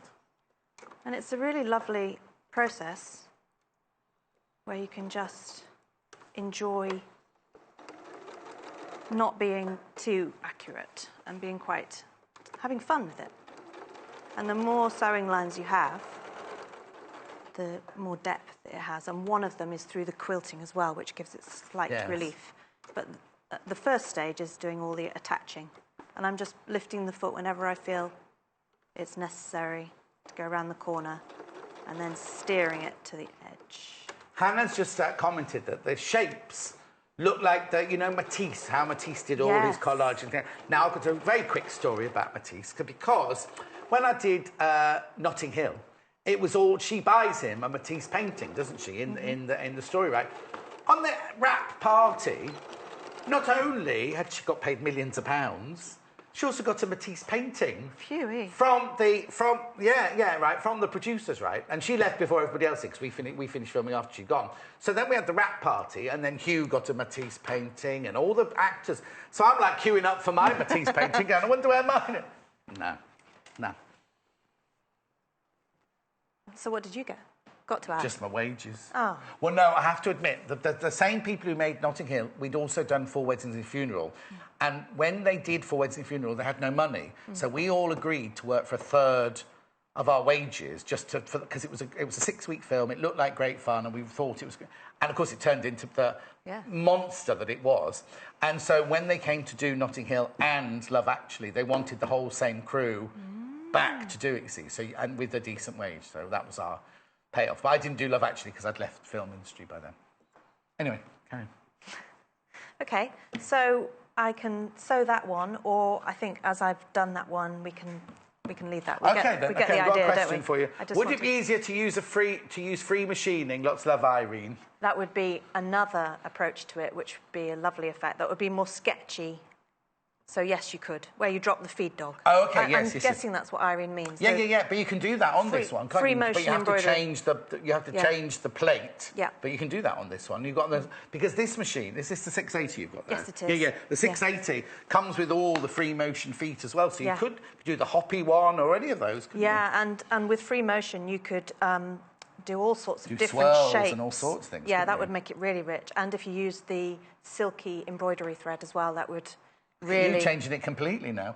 OK, so we're going to imagine that you've appliqued and finished all 3 of those plants and the one on the back, which we're not doing anyway, because we're just doing the and then I've marked with the dissolvable pen the distance that they suggest, and all the measurements for the pieces are in the book. Right. And then I'm going to sew with a straight seam the base to that, and then the base to that. OK. So this is what we're calling the back panel. So it has this, but there would be an applique tree on this one as well, wouldn't there? Yes, it's at a jaunty angle. At a jaunty. You can do it wherever you want. It's up to you. It's your pattern. You do it however you want to do it. I think having the templates is really useful, and then, like you said, you can just do so many different things with them. Exactly. Don't touch it. It might come. Because what was happening the other day was it just came round of its own accord. You could also interface the base, which would make it even firmer. Yeah. There's a message from Judy which is refusing to come through. Do you want to tell me what it is? Is it Judy? Morning, Jay and Jay. Do I need... Who's it from? Judy, what's Judy? Do I need a quilting foot or a walking foot to do this super bag? Loving the show. Well, I didn't use a walking foot. Oh. On my machine at home, I used the regular straight stitch foot, and I was curious, actually, as to... Sorry. That's all right. As to how it would work. So I tried it with a regular straight stitch foot, and it worked. OK, we're going to be doing that in a minute, Judy, anyway. I was thinking it would build up, but yeah. I think because I pinned it and tacked it, it didn't. Oh, we've lost the stalks. Did they have stalks on them? Oh, no, they didn't have stalks on them. No, that one does. Yeah. Yeah. Sorry. I want stalks on mine. For the book, more people have got it in your basket than we've actually got books. So some people are going to be disappointed. Please, please, please check. This is why we do our 1p&p for the whole day, so you can check out as often as you want. You only pay 1p.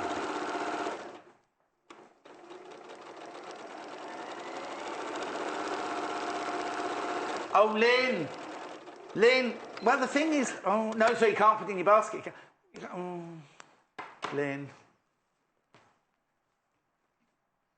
Oh, the photos for the bundles are now on the web. It's sorted. What I did with that one was press those seams and top stitch them because I want the base to be nice and stable. Thank you. I'll move the bag so we can see what you're doing. Oh dear, missed the book. Love your shows. That's what Lynn said. I shouldn't read that bit out, Lynn. You didn't say love the show. No, you said that on the last one, on Judy's. Yeah, thank you.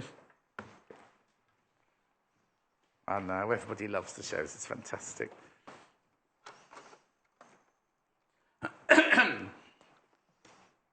When somebody lives in... I'm not going to give away, Lynn, where you live, but, well, I am, sort of.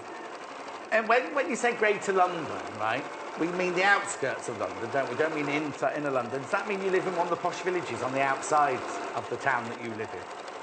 The city that you live in? So I'm using the foot as a guide here. Yeah. I'm watching that space. I'm just going to point to it with the scissors. Oh, yeah, point to it with that scissors. Space there. Yeah. And I'm lining up my original seam line with the edge of that gap in the foot.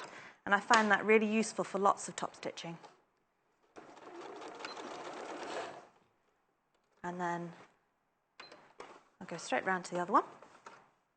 Not cutting your threads or anything, you're just going around? No, just turning the fabric, making sure there's nothing tucked underneath, and then going straight to the next one.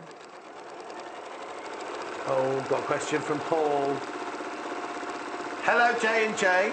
I find it hard to determine the right and wrong side when working with your Spectrum solids. Any tips? Ah, look at the selvage, I would say. Hang on, let me get some. The key is to look at the dots on the selvage, isn't it, where the pins have gone through when it's been woven. OK. This hasn't been ironed before you say anything. Now, So, Paul... Oh, no, I don't know if you had to see it on the telly. Somebody might correct me on this. No, I agree with you. I was told that it looks like pins have gone down through, and that's your right side. And you can see there's like a flaring on the other side where... So let's see if we can see that on the telly. Oh, no. Correct me if I'm wrong. No, I agree with you. So this is the top side, and that is the underside. I don't think it matters, does it, Paul, on these? Well, it's not printed, is it? It's dyed. No. So I would say it didn't matter. No. Because on some of the Spectrum solids, on the kind of linear texture thing, obviously that you can tell the right side, but... Oh, now I'll let Jay fold that.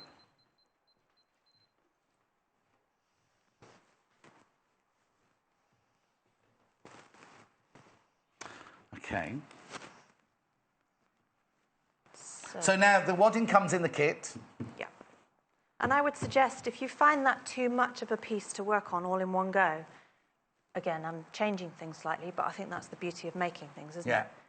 Just cut the wadding for that piece, and that piece, and then just quilt.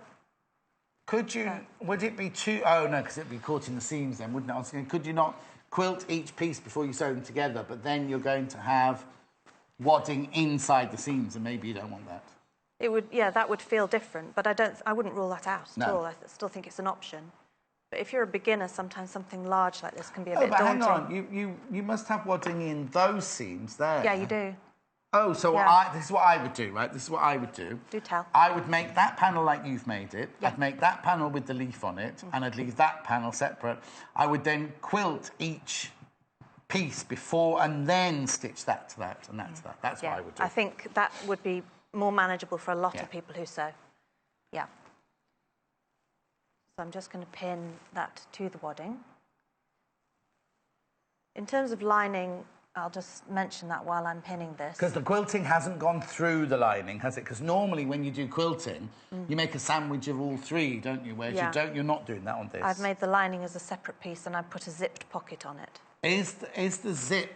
no, it's the... Does the book say put the lining on now and quilt through the lining, or does it say line separately? They line it separately, but they have used a technique where the side seams inside the bag, they've made the lining larger and then they've used the lining, a bit like you do with the back of quilts. Sometimes you wrap it round to the front, very similar. And then they've hand-stitched it down the side seams so that if you looked inside the bag that they've made, it would look like bound seams. Whereas I've cut a duplicate of the outer and then I've bagged it out. And I've attached the pocket. Oh, Diana says you can feel the difference. The pinholes are rougher on the wrong side and smoother on the right side. That's what we said. Yep. Great. Thank you, Diana. Now, Diana lives in Greater London. Do you live in one of the posh bits on the outside then, Diana? So we've had Greater London, we've had Greater Manchester, the Greater Good. Now, there's... Right, now, on the pattern, they've done cross-hatching. On the back, they have. On the back. On the front, they've done very much an echo of the leaf shapes. Oh, OK, so, all right. And it's all, there's a separate, lovely illustration. That they do echo on that and then cross-hatching on that and that. I wouldn't have designed it that way, which is why I did that. OK. But each to their own. Well, yes, exactly. Yeah. OK, off you go then. Paul says, thank you. I will then mark the right sides on each piece as cut. Yes. I often do that with a piece of chalk, and then you know, don't you? Yeah. What have you been making, Paul? Right, so now we've not got a walking foot on. I can't remember who was asked about the walking foot earlier. We've not got a walking foot on because... I think if you prefer to use one, or you could even do a little trial sample and see. Yes. But I didn't for that. I used my machine at home. So... Diane, I lived in east of that place that you live in, my very, very first flat when I lived in London. It's lovely round there. Oh, gorgeous round there. Anyway. I'm just going to, so that I don't have too many pins in the way when I'm doing the quilting, I'm just going to, using a long stitch length, baste it in place. Beverly says I would be tempted to use the repositional spray that we sell on the website. Oh, yeah. That'd be a good one. That'd be a good one. Loads of good ideas. Very interactive, Jay. So you're just sewing round the outside now? Yeah. So you're machine basting, really, so that it doesn't move? Yeah. I just didn't want pins to be in the way while I'm working around that leaf. And then I think what I'm going to do, actually, is still with the long basting stitch that can come out, I'm going to sew down the middle because I want to deal with that bit. Yes. I think dealing with things section by section very often is more comfortable. I think, yeah, I'm going to sew down and just down. What? Sorry. Is the room? Yep. No, not the rolling bit, the stitching bit. Yeah. And that can just be unpicked because it's a really long stitch length. Okay. I just want to make sure.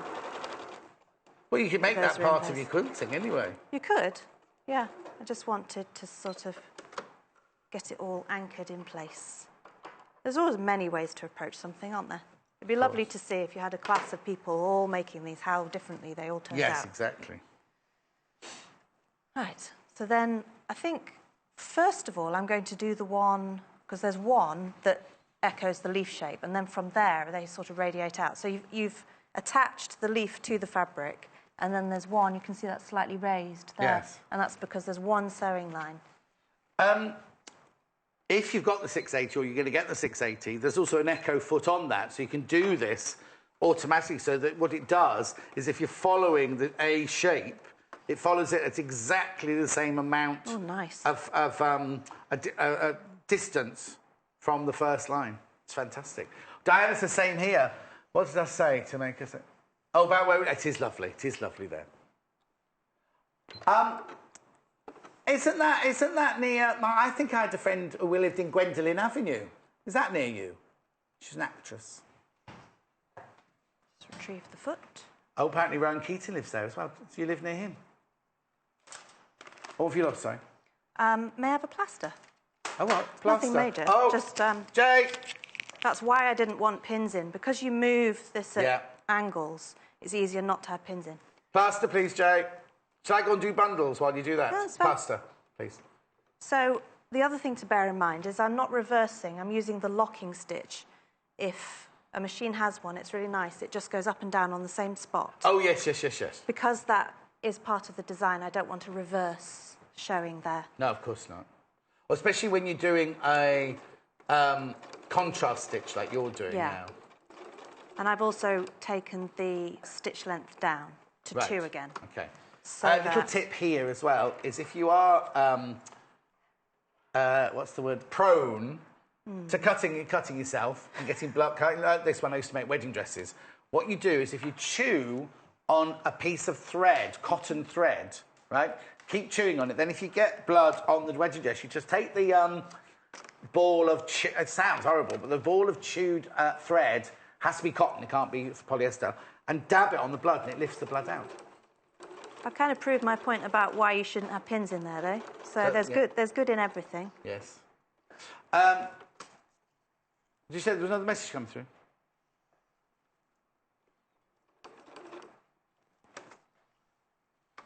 So I'm just working my way around. Lots of celebs live where she lives. At some points, those lines will overlap, but I rather like that. Yeah, no, exactly. I think they suggest that you work 6 millimetres from that edge when you do this stitch. Yeah, I'm fine.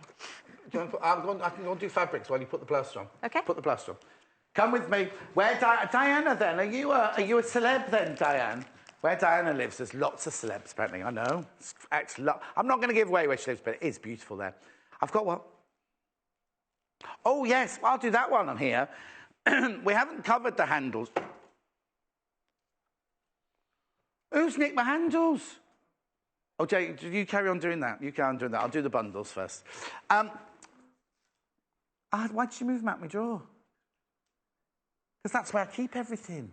Honestly, where's he been for the last 2 weeks? Bundles, the blue one that we've already made. The blue bag bundle here. £25.95. You get a metre of the blue, a metre of the gingham, and half a metre of the linen. It's called Linen Effect. It's called Linen Effect, linen fabric, but it's not linen at all, linen colour. £25.95. You also get the zip, and you also get the wadding. That's the most popular of all the 3 bundles so far. Moving on to the one that Jennifer's using right now is the natural one. You get a metre of the beige, a metre of the gingham, and half a metre of the linen, linen-coloured, non-linen fabric. £25.95, followed by the still. And then last but not least, the one I thought would be the most popular, I suppose it's because you've not seen anything being made in it, but the red is gorgeous. 1 metre of the red, 1 metre of the gingham, and 1/2 metre of the linen. It's linen colour, it's not linen fabric. You get the zip and you get the wadding. For £25 and 95 pence are still there. Now, we haven't got to the straps yet, but if you wanted, you could put straps on the bag as well. What Jennifer's done is she's actually made her straps, which we'll show you in a second. But I've got 2 lots of straps here. With these, would go lovely with this one, wouldn't they?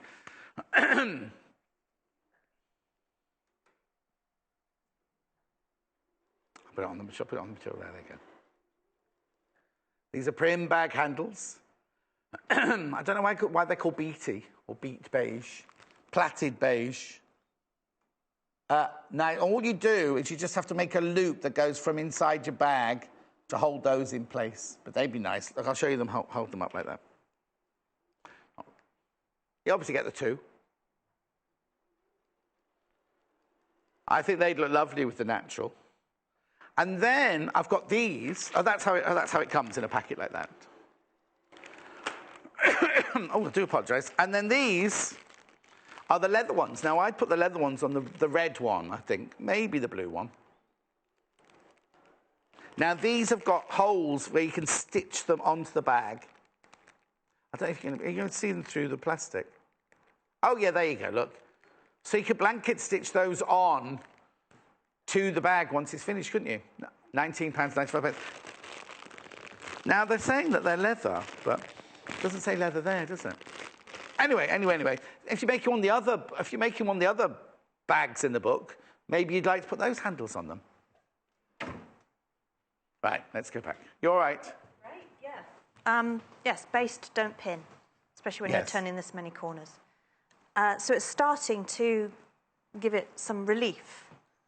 And I find with this, every stage kind of makes it even more interesting. I love it. I love applique for that reason. So you're still just going round the plant? I am, picking up the foot when I feel I need to and turning the fabric. It's a mixture of both. And the more you do it, the more of a feel you get. Yeah.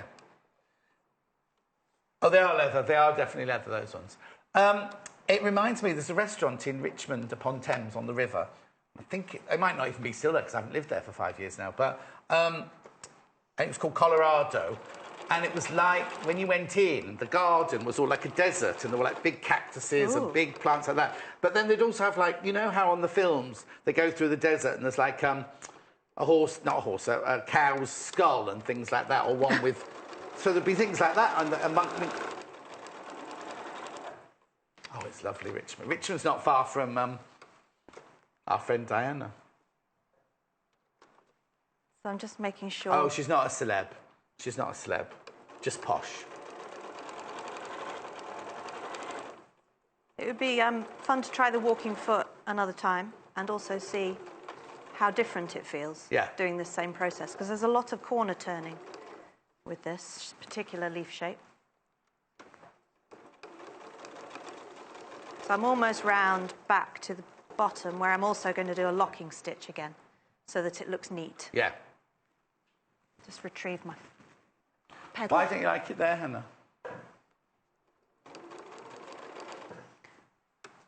Just asking why. Oh, okay. Oh, I didn't get that. Oh, okay. I shall re-question that one. Put the handles back in the drawer, Jay, if you wouldn't mind. So then, when you've done round the plant like that, did you then echo it out across the actual... What time is it? Oh, we've got time. And there's a really lovely illustration and diagram that shows you how they've intended it to be.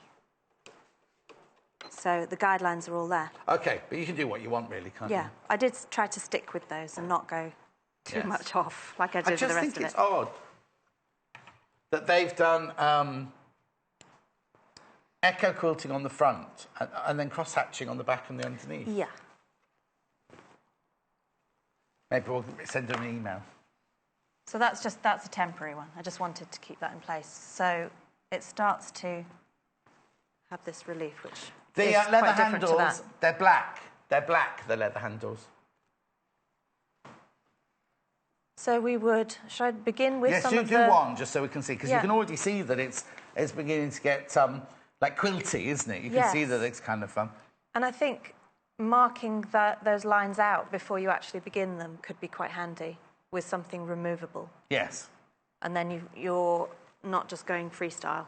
Yeah, but also, if you did the navy, you've done it in navy, so you're not actually going to see the stitch lines. You'll just get the effect, won't you? Yeah. Whereas if you're doing it with a contrast stitch like you are, it's not only is it giving the quilting effect, you're actually creating a look because you've got the contrast stitching And you as well. could go, I'm not going to right now, but you could go contrast colour on the leaves, neutral on the mane. Oh, yes. And then you get a different depth Yes. of interest there as well. I think that would be rather nice, actually, because the dark on this, I think, is going to... I'll carry on stitching. Well, we'll see now, won't we? Well, we will, but I think it will not make the leaf show up so much. The black leather handle's going across the bottom of the screen there.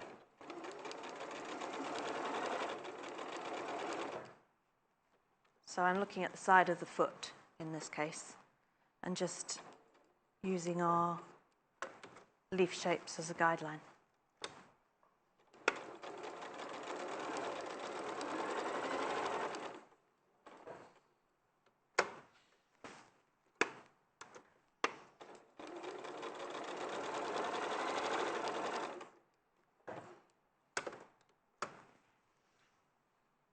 You see this at home? I think it's lovely. I quite like the echo stitching in a contrast colour.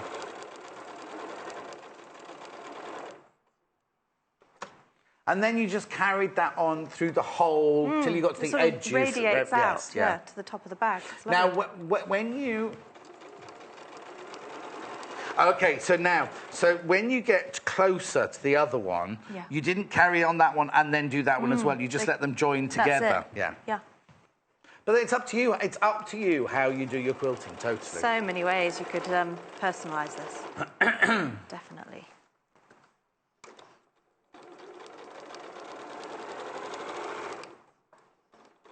The blue bag bundle, that's the one you're seeing now. You get 1 metre of the blue fabric, 1 metre of the gingham, and ½ metre of the linen effect. You get the wadding and you get the zip as well.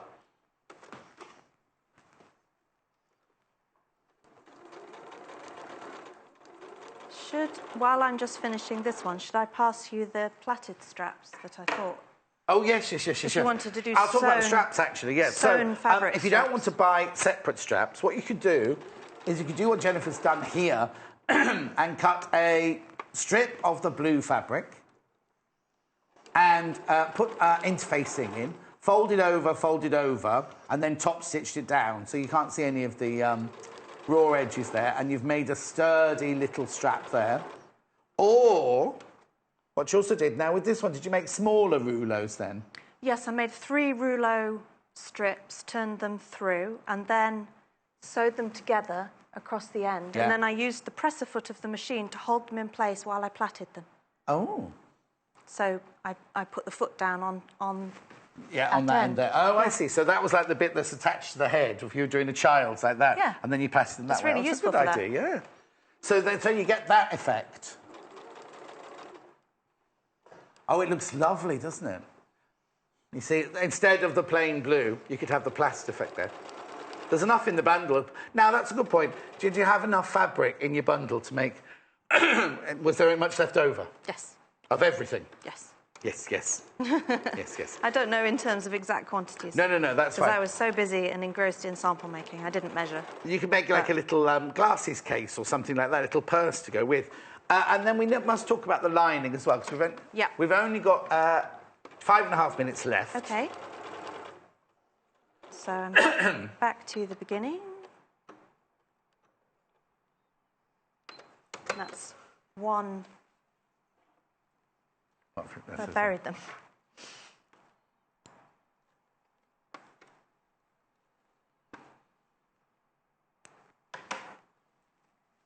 That's what it starts to look like with the dark coloured thread. And then, because there's no, so you do that, you'd carry on doing that to fill the space. Then when you got to there, you just carried on round all of them. So you filled all of that space there. But then on yours, you just did like wavy, alternate wavy lines. Yeah, on just bottom. thinking about that kind of planty shape. Yes. And I didn't mark it, to be honest. I just I just guided it underneath the foot like that. And then on the back, you carried on with the swirly lines, but just went round the leaf a little bit. Yeah, I started with the leaf, and then I thought about again how the ripples would come out. Maybe if you dropped it on a pool or something. Yes. I love the plaited effect, says Dan. It's lovely, isn't it, that? Really, really lovely. Very easy to do. Yeah. One thing that makes those rouleaux firmer is not to cut down your seam allowance and to keep it about the same as the actual rouleau size. Oh, OK. But you could use the turning-through tool that we had earlier, I did, yeah. Oh, yes. Yeah, it's really good, that. OK, now, very quickly... OK. Because we're doing techniques and tips today. Yeah. Inside, you'll see there's a pocket here. Well, you can't see because it's hidden. Inside here, there is a white zip pocket, which is hidden by a placket underneath there. So we've got 4 minutes left now to just explain how you've done that. Right. Because, just explain as well, in the book it tells you a completely different method, doesn't it? It tells you to hand whip the pocket on. Yeah. But we both agree... I really love machine-stitched pockets, especially if you're going to be throwing keys and things in. I'm looking for like that change. Durability. I love hand sewing. Yeah. But I think a machine-stitched pocket is more hard-wearing. Yes, that's it. Right. Yeah. OK. And also, I like hiding the zip. It just has a nicer finish. So I've cut 2 pieces. This one is folded over. I cut this one 25 by 10. Centimetres. Yeah.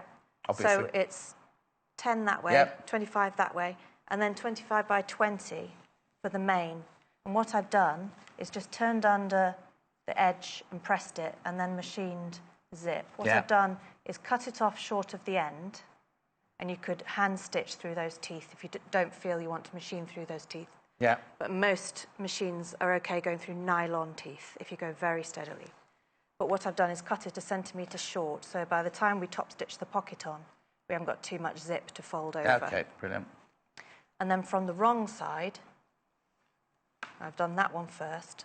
I'm going to keep an eye on the zip tape and then attach that to there. So I can do that now. So you've created the front of the pocket that you're then going to top stitch onto the lining. It's a patch pocket. So then through the single layer of the lining, and I'd suggest using a set square and marking the 4 corners once you know your measurement of your pocket, and placing it where you think it would be most usable and useful. I'd go central and not too low. And this is where you need to be careful with your printed gingham. Yes. Because you may cut a straight line, but it might not look like a straight line because the printing sometimes isn't. That's right. 90% of the time it isn't. And it can play tricks on you. If you like being accurate, you can think, I'm not being accurate. But it is. It is accurate, like you said, it's printed slightly off grain. So you've top stitched. You then top stitch that down, would you, along there? Yes, I can do that now, but I would need to change to the zipper foot. So it depends whether you feel we've got time. How long have I got, Michael? Oh no, we've only got 1 minute. So let's just talk it through. But you put your zipper foot on, machine and you along there, and then you'll have a visible line of top stitching. You've hidden your zip, so it's a nicer effect. Let me show you here. Yeah, it's all done in there, and we can pull the lining right out if that's easier. It'll make your telly go a bit funny, all this gingham. So, you've got the top line, you've got the line of stitching from the original, putting the zip on there. Which is that one. Yeah. Then you put the flap down, and you've got a line of top stitching there. And you'll need to move your zip whilst you're doing it so that it doesn't get in the way. So it doesn't make a blip, Yeah. Then you've pressed it all, then you've laid it onto your lining piece before you're doing anything with your lining piece. Just through one single layer. Work out where it's going to go, and then literally you just stitch all the way around the outside like that. And now, unless you've got extra zigzag stitches here. I added a bar tack at the top just because I think pockets, especially when you're in and out of a bag, undergo quite a lot of stress. Yes. Yeah. So it's nice to make them firm. Your zip's in there. Ooh. So you've got a fully lined pocket in the lining. Big enough for your keys, for your money, your little purse or whatever. And just brilliant. And then you just bagged this whole thing out, did you? I did. I sewed it together. I put the tacked the straps in position. Oh yes, straps. And they give you all the measurements of where they think Yeah. they should be, and sewed it together, right sides together, all the way around the top, left a gap in the lining for bagging out, and then turned it all through that gap. And then that was the last process, just sewing that gap shut. And did you machine that one, or did you hand stitch that? So it's all machined together. And then you've top stitched around the edge as well, because you can do, because you've got the top and the stitching more for the you quilting. stitch into it, the firmer it becomes. Exactly. It's brilliant. Make sure you make yours. Make sure you check out your basket for the book. You're back in an hour. Oh, with a really lovely dress. Really, really lovely dress. And again, what we've done, what Jennifer's done, is it's the same dress pattern, but showing you 2 different methods of how to put it together and everything. So don't miss that. That's in an hour's time. So let's just go and sum up on the bundles. Let's just move those. Right, here we go. Blue. Oh, hang on, it's all been moved around. Right, OK. Do what, sorry? You get 1 metre of the navy, you get ½ a metre of the linen, and you get 1 metre of the gingham. You also get the zip, and you also get the wadding. £25.95. Then we have the neutral. Now, as Jennifer said, you've got loads of fabric here to play with. You know what? If you wanted to, you could do it the other way round. You could put the gingham on the outside and the plain on the inside, because you've got 1.5 meters, 1 metre of both of those, sorry. 1 metre of that and 1 metre of that. So you could, if you wanted to, do it the other way round. Then you've got ½ a metre of the applique fabric. You get the zip and the wadding, all for £25.95. And then last but not least, the red. Again, 1 metre of each of the red fabrics, 1 metre of the plain and 1 metre of the gingham. The linen effect fabric, ½ a metre. Zip and le wadding. There's the still. £25.95. Don't go anywhere. I've got a pre-cut special coming up straight after the break. Got lovely, gorgeous pieces. And some pieces I haven't seen before. See you in 3. Join us on Facebook. Simply search for The Sewing Quarter and like our page for the latest news and more.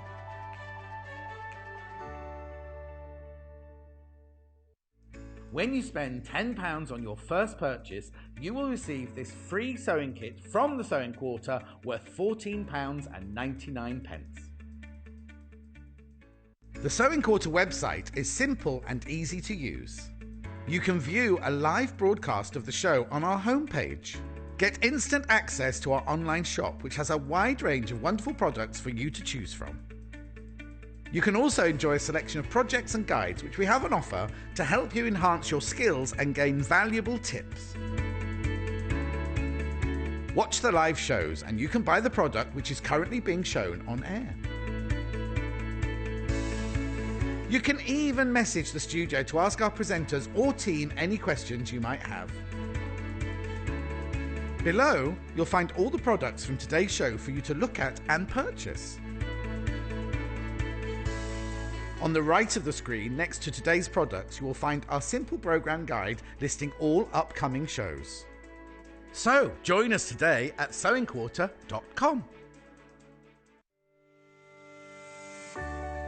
For this tutorial, we're going to be doing something called a tacking stitch. Now, it's very, very similar. In fact, it's the same as a running stitch, but this time it's going to be a lot bigger, so you can remove the stitches later because it's a temporary stitch. At the back, we're going to go through the front.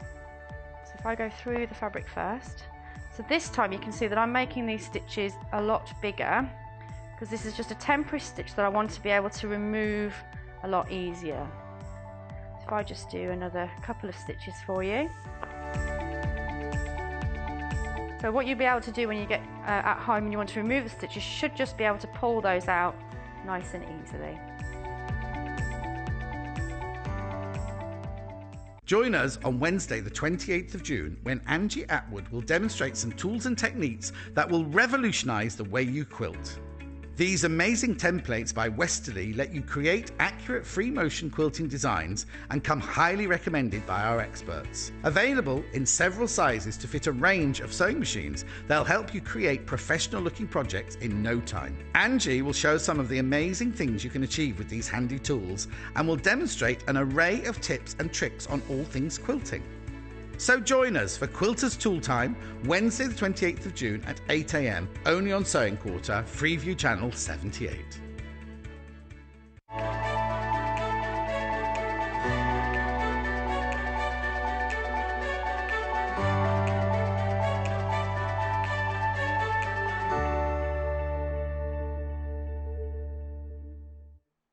Now I've got an awful lot here.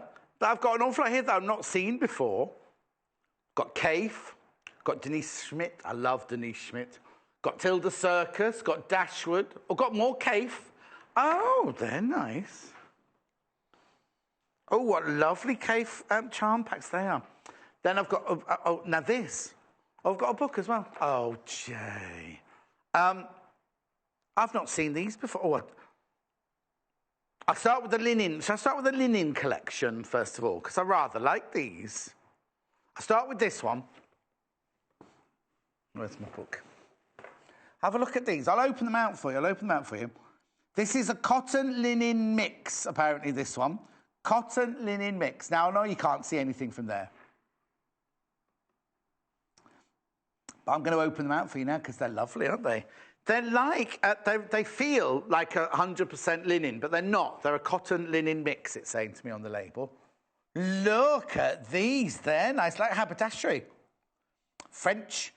We can't spell country there, can they? It's spelled country wrong.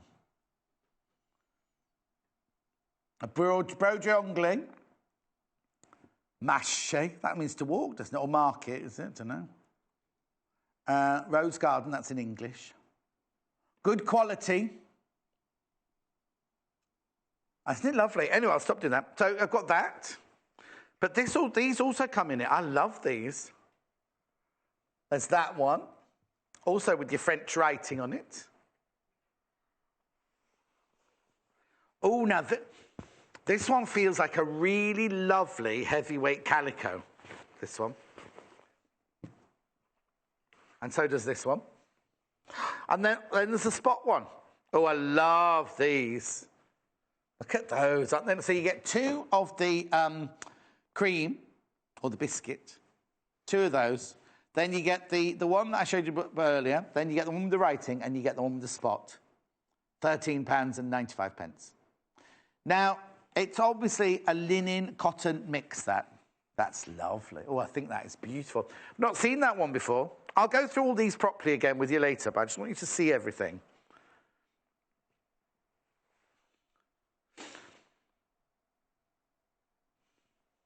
I couldn't figure out how that one went then. Right. Now, Hannah's saying, could you make lavender bags with some French lavender in them? I would out of these two, but the others I'd say were a bit too heavy for lavender bags.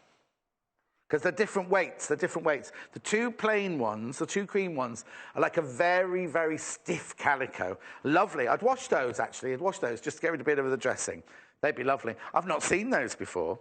But you know what? You could mix and match those with these. This is how it arrives at your house. Now, this is like a linen cotton mix again.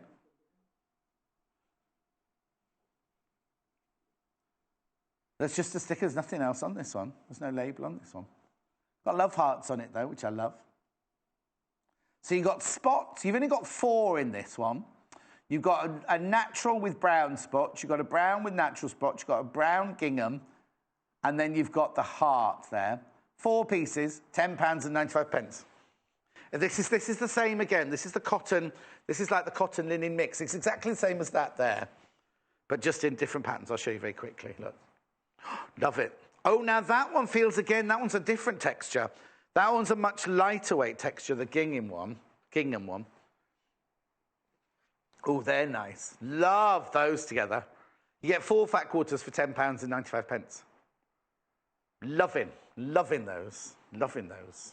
Right, and then I've got another linen one here. I'll just check to see if it is linen or not, because I know how you like to know what the fabrics are. Right, so this one, again, 60% cotton, 40% linen. These are 60% cotton. Now, these are much softer. These have obviously got more cotton in them than those. I'd say those didn't have... This one didn't have a breakdown, I don't think. No, it didn't have a breakdown. It's wash. Oh, it does. I tell a fib. Now, isn't that funny? They're all 60% cotton, 40% linen, but these, in this bundle, are much softer than that bundle. I tell you what it is. These feel like they would if you'd washed those. I think that might be the difference.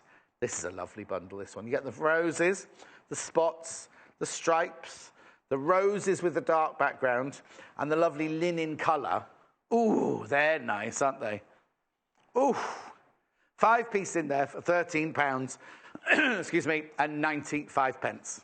I'll go through all these with you again. Don't worry, I'm just rushing through so you can have a look at everything. I've got, yeah. Okay, now I've only got one of those open. Never mind, I'll open it, it's fine.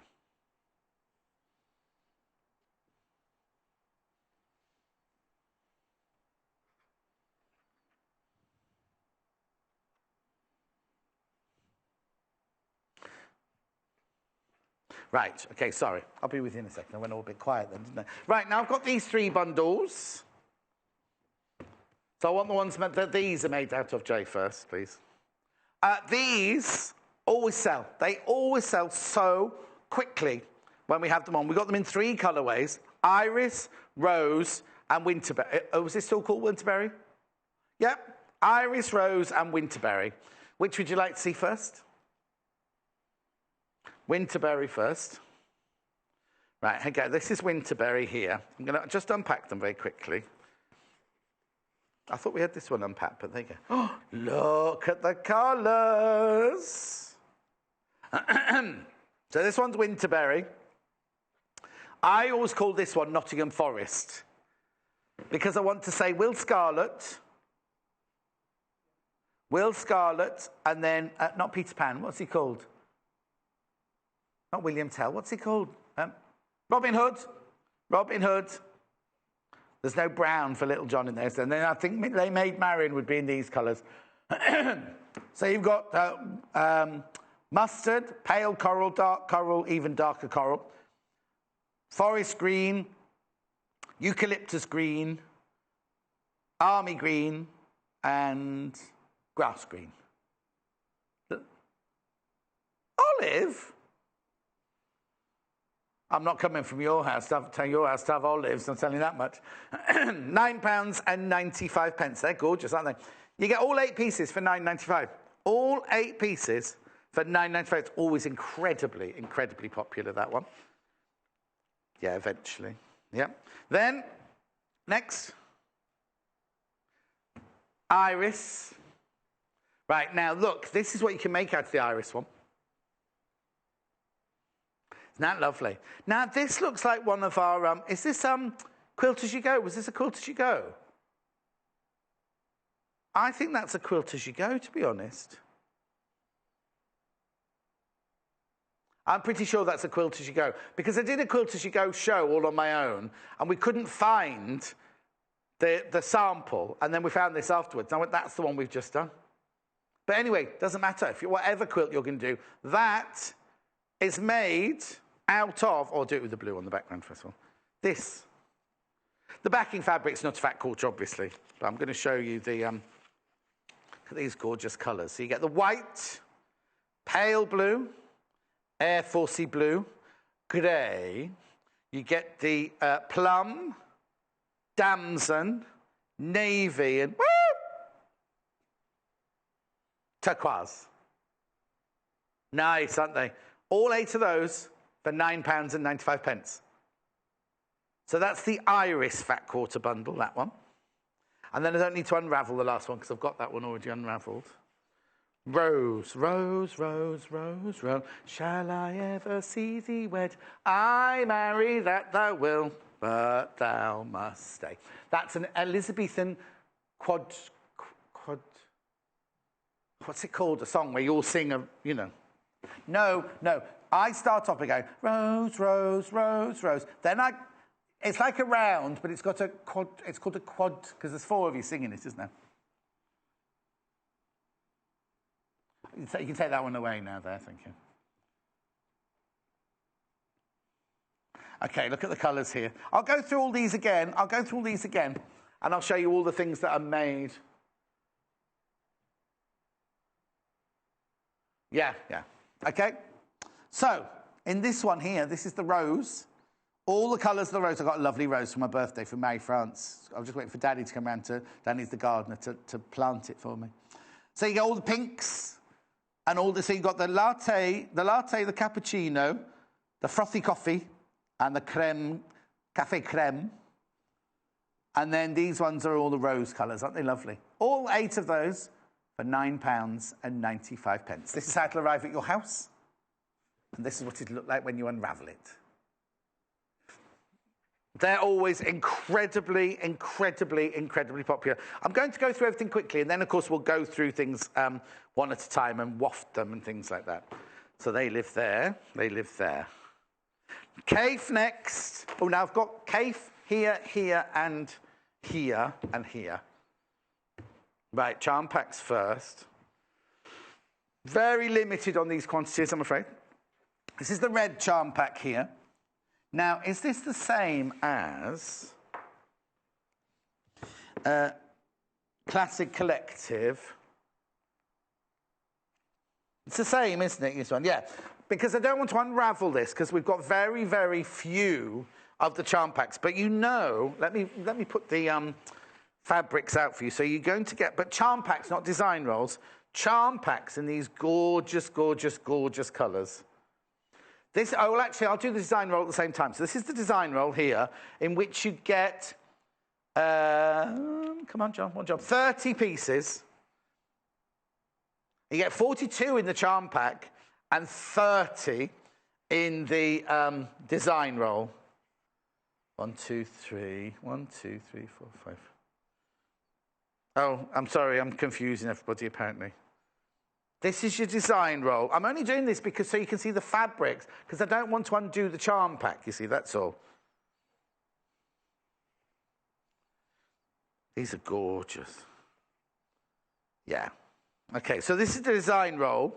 So you get 30 pieces of the K fabric, that's £42.95. £42.95. Look at these colours together. I'll show you something made of these in a second.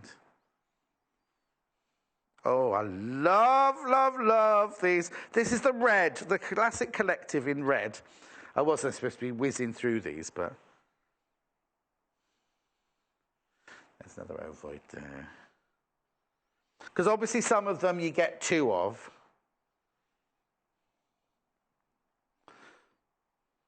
They are beautiful, though, aren't they? Look at this. I love the fact that they've taken all the hard work.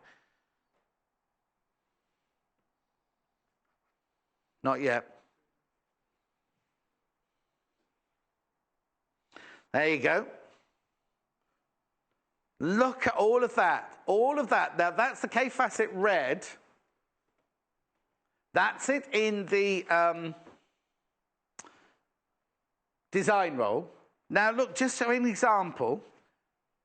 This is the cushion. They were made as the charm pack. You could make them out the design roll as well, though. You could make them out the design, because that's why I picked this one, because they're small enough to be made as the design roll, aren't they, those? Charm pack, though, we also have these colours in a charm pack. Now, I'll put this is the charm pack here for, is that right? £16.95. You get 30 pieces for £16.95, but unfortunately, it's very, very, very limited. Now, the only reason I'm going to bend it down there is, look, Victoria made this really lovely cushion using the charm pack from the Cafe and the Winterberry one that I showed you earlier for the cactuses. Nice, isn't it?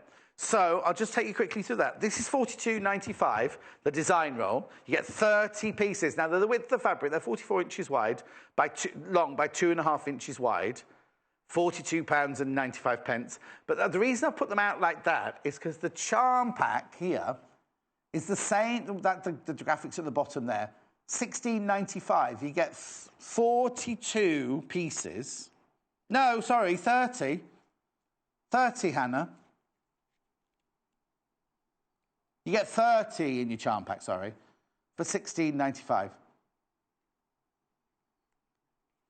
Aren't they lovely? So that's £16.95. The design roll, £42.95. Now I've got those beautifully out like that, and I don't know how I'm going to put them away now. Right, I'll do it very quickly, sorry. Right, yeah. Oh, they're such gorgeous. Do what? I'm okay, I've done that.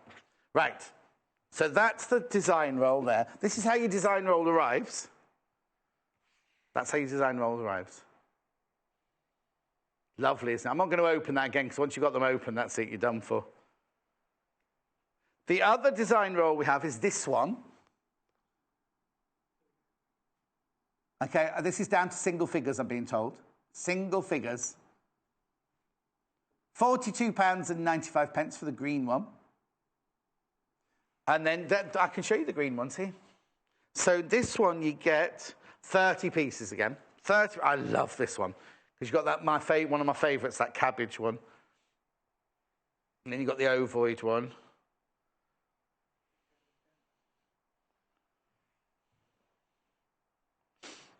Another cabbage one there.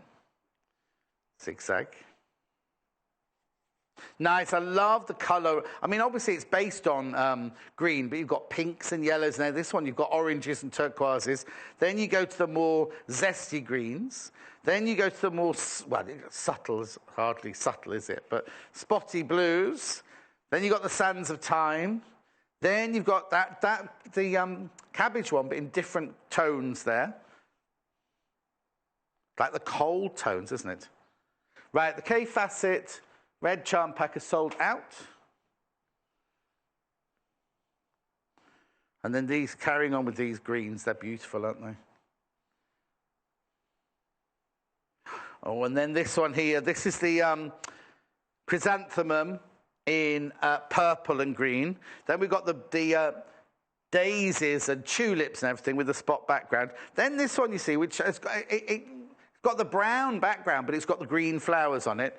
Green psychedelia there. And then all the rest repeats. Oh, no, there's that one as well.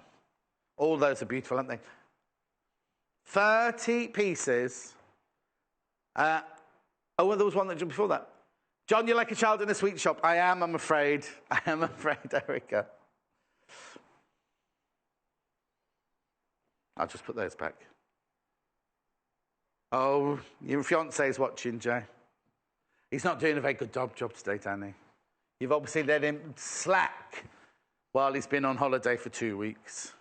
On holiday in a sling. Right. Oh, thank you for my chocolates, by the way, Danny. Right, so that's the green design roll. That's how it comes to you. I'll get Jay to fold that one up in a second. £42.95. 30 pieces, 2.5 inches in width, 42 to 44 inches in length. £42.95. Okay. Oh, now I've got this one. Now, oh, sorry, I've got a blue charm pack first. Stop getting excited, John. Blue charm pack, I'm going to read in future. 30 pieces. I'm not going to trust Hannah to read numbers out. Very limited, but... Is that one? Thank you. Things you can make out of them. Tumbling blocks. It's nice, isn't it, that one? These are just examples, things that have been made out of them. Look at this. That was made... This one.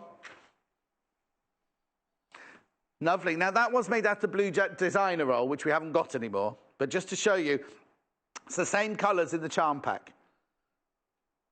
Same fabrics in the charm pack, in the blue charm pack. Lovely, isn't it? £16.95. Just fold that and put that on my table here. And put that one on the top of the table there. Beautiful, isn't it? £16.95. Now, I've got something very special to show you. I've got a design roll, but look at the size of it. Look at the size of it. They're 6 inch. If I'm right, they're 6 inches, aren't they, these? 6-inch design strips, they're called. 15.2 centimetres by 43 to 44 inches in the length. And you get 20 of them. 26-inch stripes. Now, this is in shade. Is that what it's called? Remember we had the charm pack? Well, we had everything in it, and it's all sold. We had the charm packs. We had the big layer cake. This is lovely, isn't it? 20 pieces of 6-inch fabric. Beautiful, isn't it?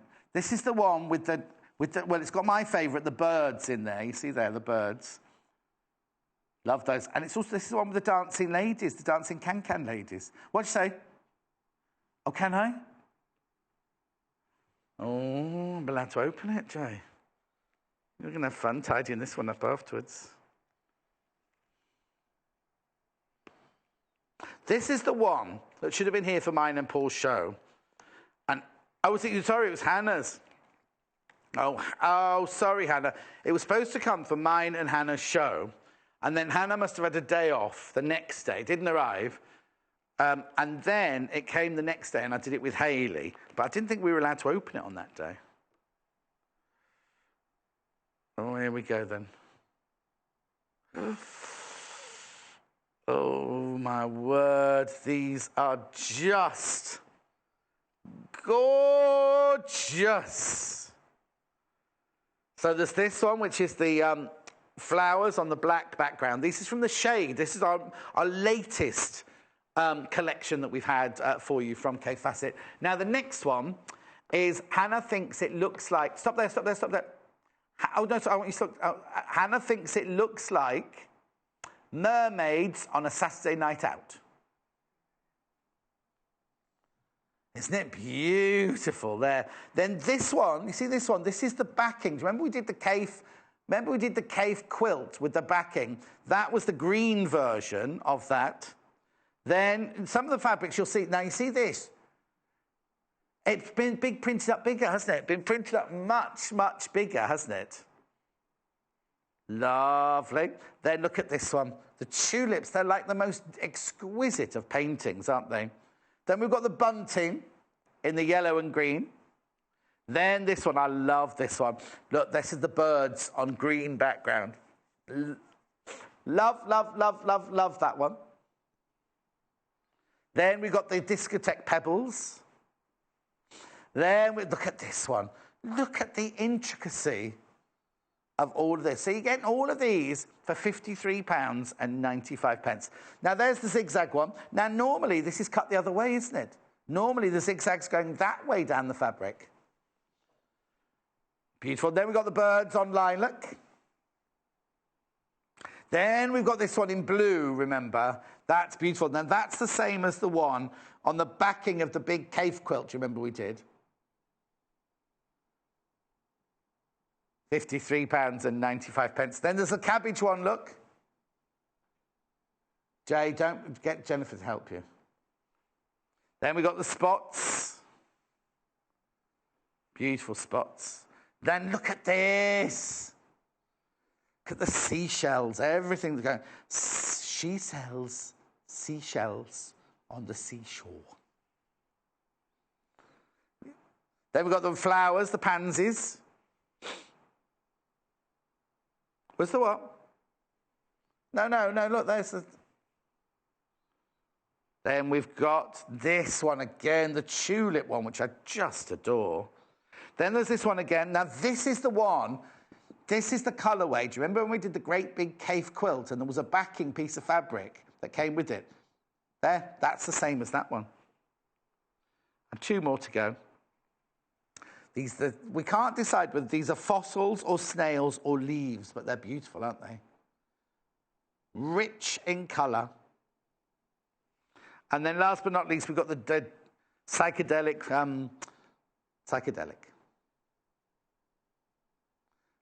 rocks on the seashore.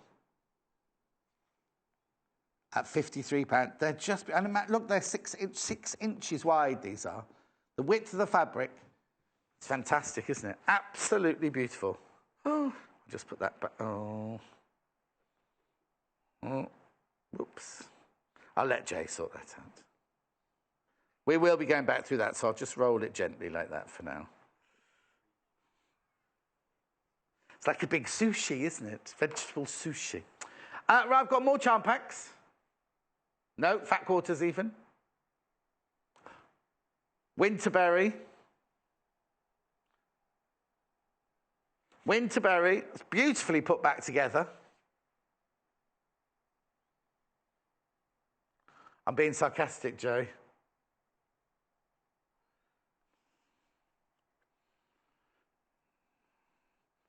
There we go. That's right. I'll just, all it takes is a little bit of tweaking, and they'll be, there you go, you see. Lovely. Right, the K Facet blue charm pack has sold out, I'm afraid. Well done. Are we doing Tilda or are we doing Denise? Tilda. Tilda, right, I've got 3 Tildas to show you. I've got 2 fat quarters and a charm pack. Which would you like to see first? It's horrendous giving Hannah a decision. Charm pack? Charm pack. This is beautiful. Now, this is lovely. This is the Circus collection from Tilda in the charm pack. It's lovely, isn't it? Absolutely beautiful. Look at these fabrics. Now you get a couple of each design. They're just so pretty, aren't they? And they all go together so well. That's called...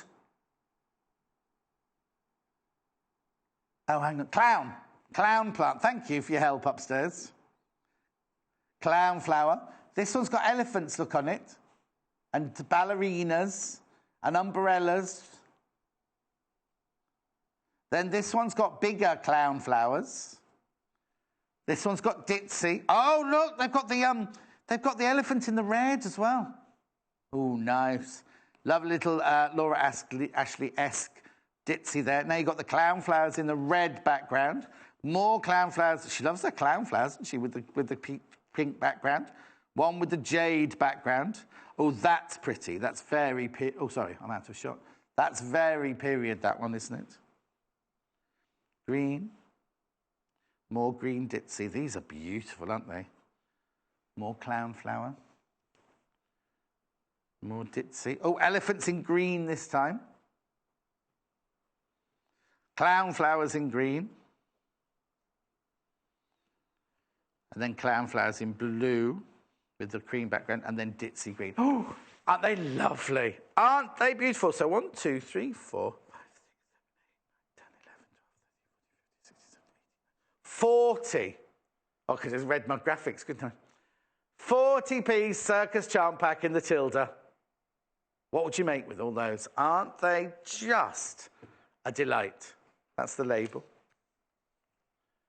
You're doing your English paper piecing, or you're doing big patchwork, or you're doing anything, really, anything at all. 40 pieces. 40 pieces you get for £16.95. They're beautiful. Now, maybe, oh, sorry, I'll just scratch my nose. While you're looking at those, I've got fat quarters to go with. I've got fat quarters to go with. Now, I've got the green... teal, they're calling it, but these go lovely, right? This saddle, what did it look like when it arrived at your house?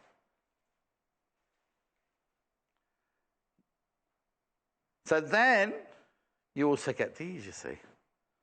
So there's the big clown flower. It's the same fabrics you've just seen, but just in fat quarters. Then you've got the lovely ditzy fabric there. Then you've got a bigger, this is very 1940s, late 30s, early 40s, that one. Then this is gorgeous, this one. This is like period. Oh, they're just beautiful, aren't they? Absolutely beautiful. So this is what you're getting for £19.95. Don't they look gorgeous together? Don't they look fabulous together? At £19.95. Oh, there's your head, Jay, on the telly.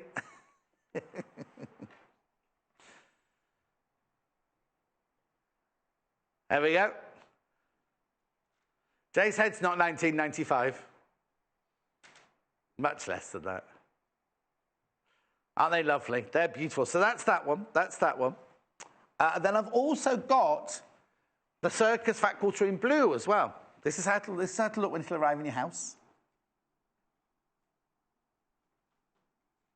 Beautiful, aren't they? And then, this is what you're getting. Oh, that's lovely. That's like the blue gingham background with the clown flower. Then you've got the same ditzy... Oh, in fact, it's the same fabrics, look, just in the blue ways. The blue colourways. The blue colourway. Look. Nice. How beautiful are these going to look together? This is particularly delightful, that one. Then we've got the big clown flower. Oh, tell a fib. I tell a fib. They're not the same fabrics. Because we didn't have the elephants in the green, did we? You do get the elephants in the blue, look. And they look lovely together. Don't they look beautiful together? £19.95. 5 fat quarters there. So over a metre of fabric you get in there of tilde fabric for £19.95. That's lovely. I'll just push that one over there. Next, since watching Sewing Quarter from the start, I have the fabric bug. I actually salivate at fabrics, especially Kaif. Lots of love, our Sonia. Well, it's so easy to fall in love with them, son. So easy. Marcia. Oh. The Iris Fat Quarter bundle. Oh, yes, that'd be lovely, wouldn't it? A particular quilt that Marcy is thinking of making. Have you said it? Oh, it's coming through now. Lovely, isn't it there? This is the Iris Fat Quarter, which...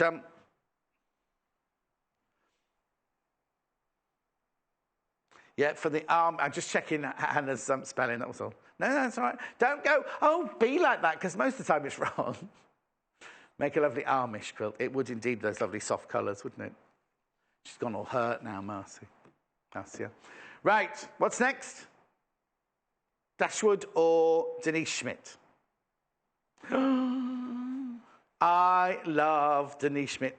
She does all sorts of things. She does all sorts of patterns and everything like that. But we specialise in her colourful charm packs. Look at this, right? Look at this from the side. You can tell straight away that you're going to love it. Look. 100, oops, sorry, that was my fault, I just slipped out my hand. 100 pieces, 5-inch square, 12.7 centimetres. 100 pieces in there. Oh, every colour you want or need, some repeated. £38.95. I know, look at the colours. Oh, they are just completely gorgeous, aren't they? 5-inch squares, 12.5 centimetres, by Denise Schmidt. She picks her colours exquisitely. I tell you who loves Denise Schmidt. Lucy. Lucy Brennan absolutely adores the Denise Schmidt fabrics.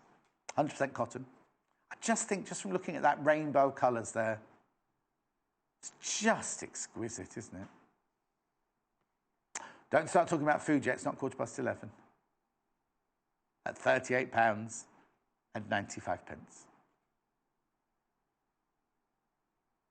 Right, we've got it in hexes. Now, this is the one. You love me when I... Oh, this is a brand new one, look. It's a brand new one. Normally, we have the other one, don't we, that I spread out all over the desk. We've got 2 closed ones.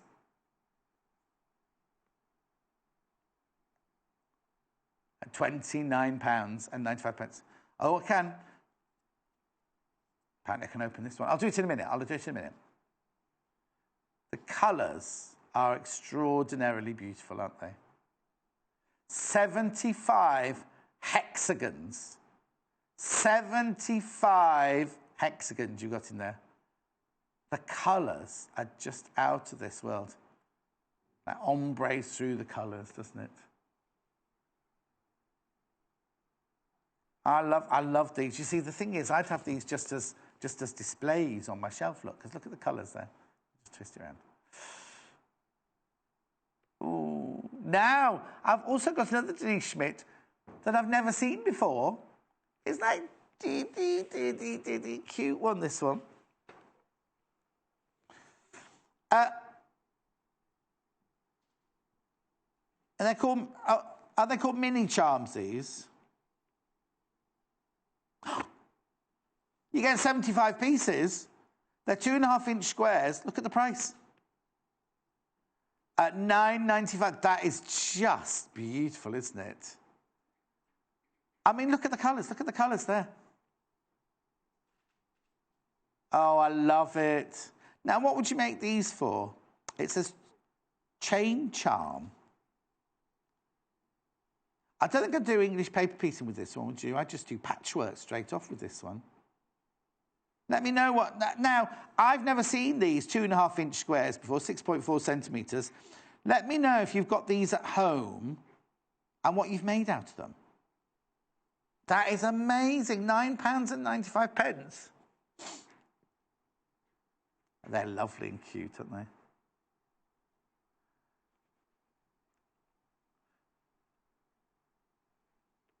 At £9.95. $9.95. Gorgeous. I love those. I love those. I've got what? Oh, go on, Patricia. All right, Patricia, while your question comes through, Patricia, I'll get the last charm pack, fat quarter pack bundle out. How long are design roll strips? 43 to 44 inches. It's the width of the fabric. So it depends on the designer, but all of these I've got for you today are 43 to 44 inches across. I'll show you. And they're 2.5 inches wide. Look. That's K Facet green, that one. That comes out the K Facet green one, that one. Okay. Right, Dashwood. Before I show you them, I'm just going to get Jay to pass me in things that he's had made. Yeah, likely. Now, if you follow Joe on Instagram, this was on Instagram this week. Oh, did you make it the weekend? So obviously not the ginger spot, but the patchwork in the middle. That's all made as the fat quarter I'm about to show you. Or, now you see this. Obviously not the back, and obviously not the sashing. But apparently you can make all of this out of one fat quarter. Bundle. It's lovely, isn't it? There's more. There's more. All right, then Hannah likes it better when you can't see me, so that's fine. Right, hang on a sec. Right, so the top one is all from this charm pack. Fat quarter bundle. Oh, sorry, not charm pack, fat quarter bundle. Oh, I thought they were made out of charm packs. Okay, fat quarter bundle. Okay, and then that one there. Now, obviously, there's another fabric in there, isn't there? Hannah's just going to check on the web to see what it's called. And then there's another one. I'll turn that over so you can see the third one there. All of these made from the fat quarter bundle. Again, that's got one extra fabric in. You see the kind of strawberry texture fabric? That's obviously from a different... that we think that's by the half metre. And then last but not least, I've got this lovely tumbling blocks that I think Lucy must have done this one, did she? There's the tumbling blocks. Lovely, isn't it? So I'll show you now the fat quarter bundle. This is how it'll arrive at your house.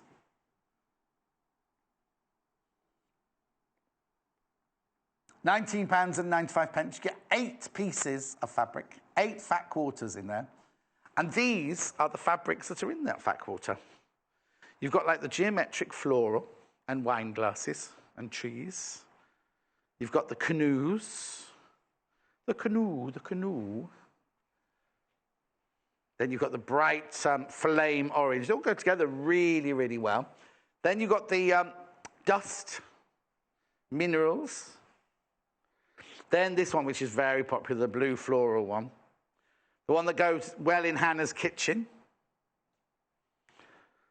Spots.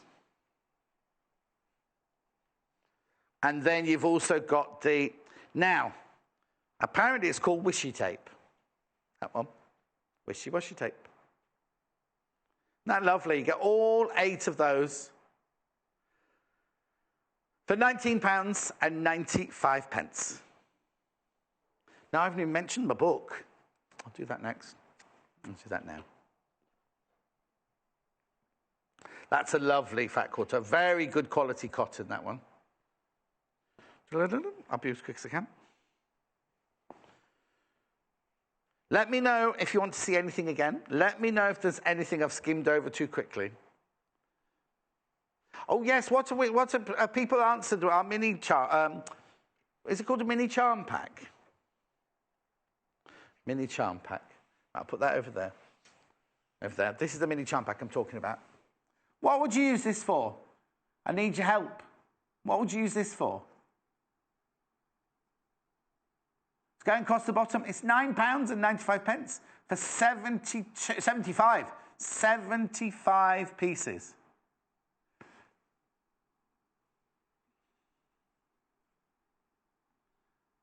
Right, okay, right, now, book.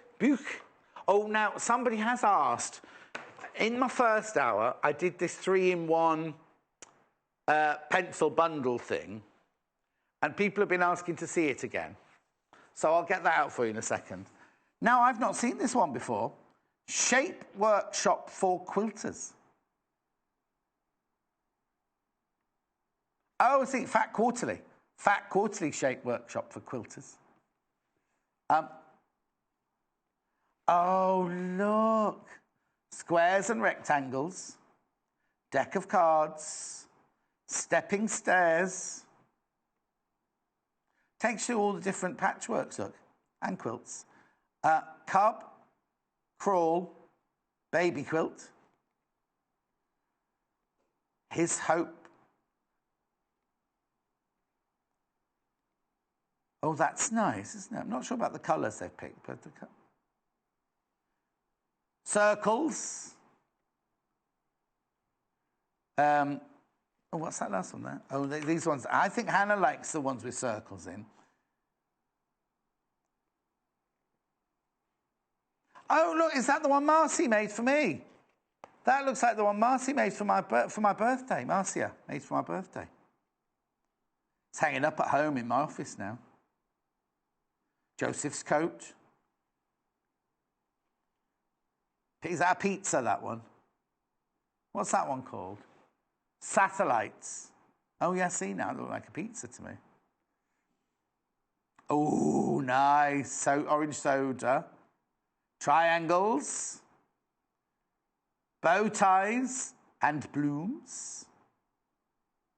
Fleeing the nest. That's almost like the railroad crossing that we did the other day with Joe, wasn't it? Landscape. These are lovely, aren't they? Zigzags. Now, they must be flying geese. What's that? Fast forward and rewind. That's clever, using the flying geese. Stars. Then, oh, now that's a bit like a Dresden, but done with stars, isn't it? Points. Oh, there you go. The star pinwheel. We all love a pinwheel. Nordic star quilt. That's nice, isn't it? The outside Oslo airport, there's when they did on the Millennium, they didn't build a tent, a big dome tent, and it's cost millions. They just built this one light that's on all the time outside, and it's just one big star, like a big glass star, and it just stays lit 24 hours a day. Dresden, Pentagon. Aren't they lovely? All these different ideas. Oh, that's nice. Oh, that's nice. Look at that one. Saw quilt blade. I wouldn't have called it that. It's quite dramatic, isn't it? It's lovely. Diamonds are a girl's best friend. And they're forever. Quilting Basics. Isn't that a lovely book? And all the templates you need. That's a love. I've not seen that book before. £14.95. That's a Fat Quarterly Shape Workshops for quilters. £14.95. Jay, you're doing it all wrong. I'll sort it out in the break. Don't worry. Right. Right, the mini charm pack. Oh, Marcia.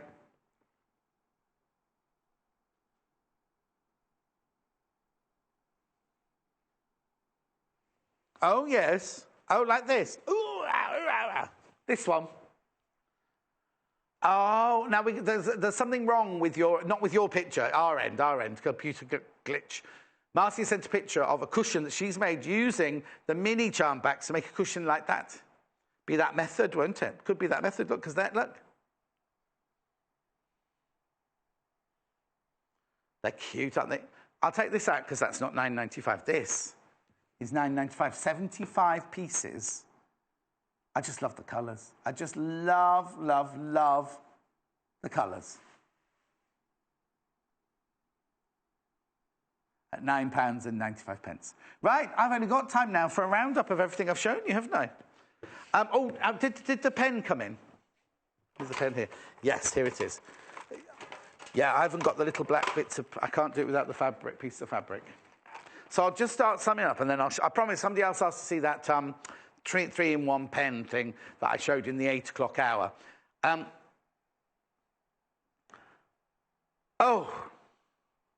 These. Right. So these 3 bundles are always, always, always bestseller. We've got Iris, Winterberry. Have I got these the right way around? Yeah, this is Iris. That's Iris there. You get 8 pieces. You get the turquoise, the navy, the amethyst, the plum, the grey, the French, the uniform navy, RAF blue, the pale baby blue, and the white. £9.95. Oh, yeah, look, I didn't show you this last time because I'll just show it very quickly. Because Hannah's got a thing about tumbling blocks, right? There's another tumbling blocks block. That's made out of the Iris backwater bundle. Right, okay, so that's Iris, that's Iris, that's Iris. Then Rose, which is this one, which is lovely. You get the white, the cream, the latte, the cappuccino, the pale pink, the coral pink, the fuchsia pink, and the raspberry pink. £9.95 for all 8 of those. Okay, and then last but not least, Winterberry. Sounds like something from, it's not really like Little Paul will get excited. It's Game of Thrones starting again soon, that's what I mean. Winterberry. Winterberry. Have I seen it before? Did you say? Well, that's what they're like, isn't they? They're all testosterone-filled men shouting, aren't they? My favourite's Khaleesi. I'd like to be Khaleesi. Anyway, what? Who's Khaleesi, did you say? I think she's lovely. She's got dark hair in real life. Anyway, £9.95. All those colours, beautiful. Right, okay, now the pen that you've been asking to see. It's called a trio. We've put it together with, I've unwrapped this now, but we put it together with a packet of, they call it tracing paper. It's like a carbon paper that you normally use with a tracing wheel and things like that. So you get the pen and the tracing wheel, tracing paper, for £14.45. Now you're saying, well, how does it work, John? How does it work? Well, I'll show you. What it's got 3, I have to have my glasses. It's got 3 different positions here. If you see on here, I don't know if you can see that at home. It says white, black, and a circle, right? So let me show you what they're... And the way you change is you just twist it, right? So this is the first one. This is the white one. Then you press the end here, and you see how the lead comes out at the end. And this is if you're marking dark fabrics. Okay? So if you want to mark cross-hatching, maybe, where you're going to stitch. How brilliant is that?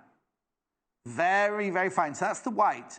But then maybe thinking, well, John, I've got white fabric. That's no good to me. So what you do is, you get your white fabric, you twist this round to black, make sure the lead's sticking out at the end, and then you can do exactly the same. Can you see that? There it is, see. If You're drawing up darts, drawing up round pattern edges and things like that. Very, very fine, very, very precise. Then, if you then don't want to do that, you want to trace like with a tracing wheel, you turn it to the circle one. There you go, the circle one. So it just looks like a ballpoint pen at the end, but there's no ink or anything coming out. What you do is you get your tracing paper or your carbon paper. Then you put this on here. So say you're marking in a dart on this side of the fabric. You don't want it to mark the top side of the fabric, but you want the dart to be marked up on the bottom. There it is. It's absolutely brilliant, isn't it? So for £14.45, you get that pen and you get the 4 sheets of tracing paper for £14.45. I'm sorry if you missed that. In the 8 o'clock hour, we ran out of time and I just rushed it at the end, didn't I? And I'll just put that there, that there, that there. Right now, better sum up. Oh, started with Kaif. Which one? Right, we'll do the green design roll first of all. The green design roll by Free Spirit. It's the Classic Collective. 30 pieces, 100% cotton at £42.95. Okay, until we reorder, well, I'm presuming we can reorder. I'm saying that. There's only one left. There's only one of those left until we can reorder that. You see, sometimes we reorder and sometimes they've sold out. So I'm not adding any undue pressure at all. We are planning to reorder, but whether we'll get it or not is another question, isn't it? £42.95. That's the green one. Then we've got the red one, the Classic Collective in red. Again, 30 pieces, 2.5 inches in size, 30 of them. £42.95. All those beautiful, vibrant, vibrant colours. The charm packs have sold out, so the only other thing I've got from Kaif is this beautiful, now it's a design roll, but they're 6-inch strips. They are just exquisite. The fabrics in here are just out of this world, aren't they? They're lovely fans, the flowers. There's look at beautiful floral patterns. Just look at. It'll come rolled up, obviously. You've got the bunting, you've got the birds on the line. This is like a design roll, but instead of being 2.5 inches wide, they're 6 inches wide. You've still got the 43 to 44 inch length because it's the width of the fabric. The birds on lilac, the flowers on blue. It's just stunning. That one there with the tulips is just out of this world, isn't it? And then that one there, very, very popular one, this one. That one, and then that one. I just think this is Hannah's favourite. The mermaids going out on a Saturday night, she calls that one. This is how it'll come to you, £53.95. This is how it comes to you, rolled up. Doesn't look much there, does it? But you can see how many beautiful, beautiful pieces of fabric there are in there. Now, is it Circus or is it Denise Schmidt? Circus in the blue, the charm, not the charm pack, the Fat Quarter bundle in the blue. This is how it comes to you. These are the fabrics here.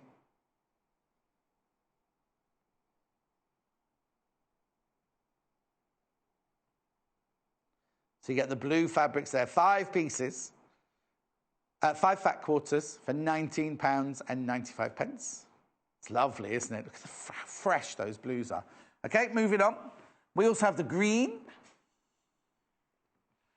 which again, lovely, pure colours. This is what it'll look like when it'll arrive at your house.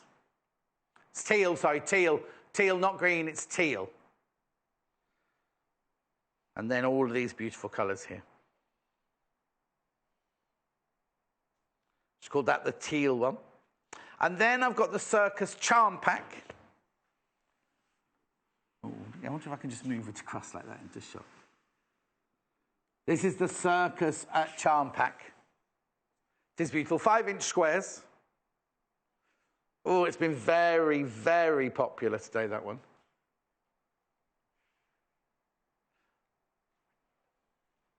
At £16.95. 40 pieces. You get 20 designs, 2 of each. in the perfect pre-cuts. Give us a call, 0800 112 4433.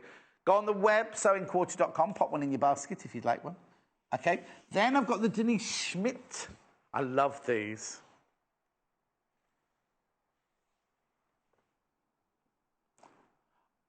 Okay, I'm sorry, I asked for you to give me,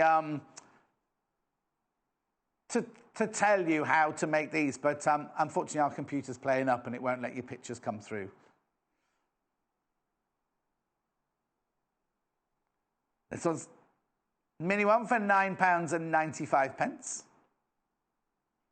Aren't they lovely? 2.5 inches they are, 6.4 centimetres. 75 of them for £9.95. Look there. Then we've got the hexes. Again, look at those beautiful colours in there. Hex is very, very popular.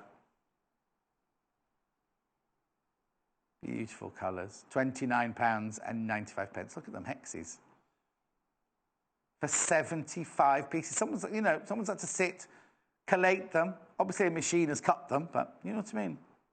And then last but not least, we got this. Look at this. 100 pieces there are in here. 100 pieces. Gorgeous. Just the colours. They're so pure and so lovely, aren't they? We put some graphics in.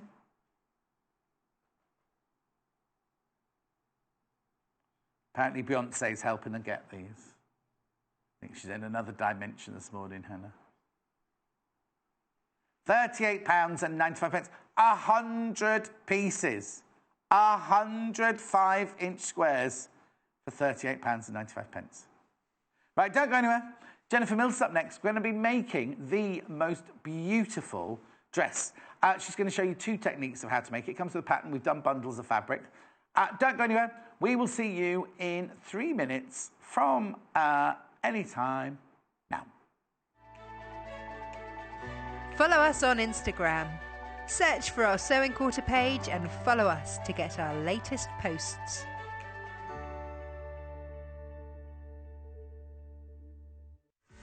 Don't forget, shopping with us is easy and simple. You can just contact us at 0800 112 4433 and speak to our UK-based call centre to place an order, or shop online with us at www.sewingquarter.com.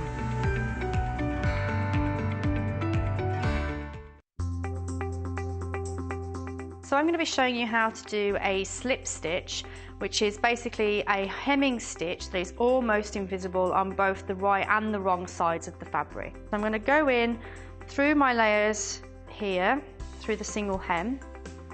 I'm going to leave a tail before doing my double stitch here. So I'm just going to go through 1,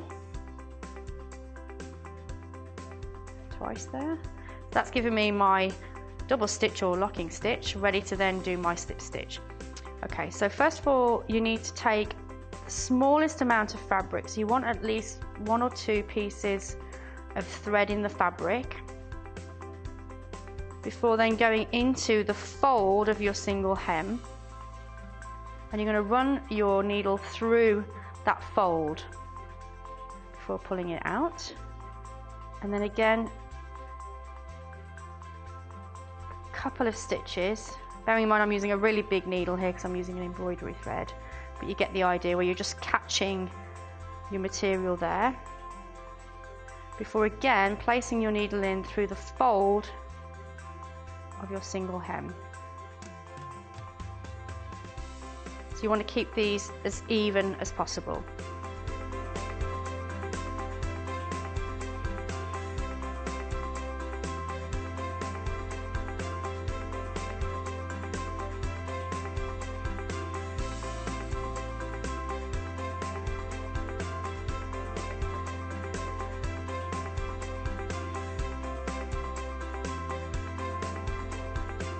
I'm just doing my last stitch now. So here you can see that you can't really see the stitches from the back of the piece, so this would be the back of the trouser leg, the bit that you wouldn't see, and then from the front you should only see very small stitches, if not at all, if you're using the right needle and thread.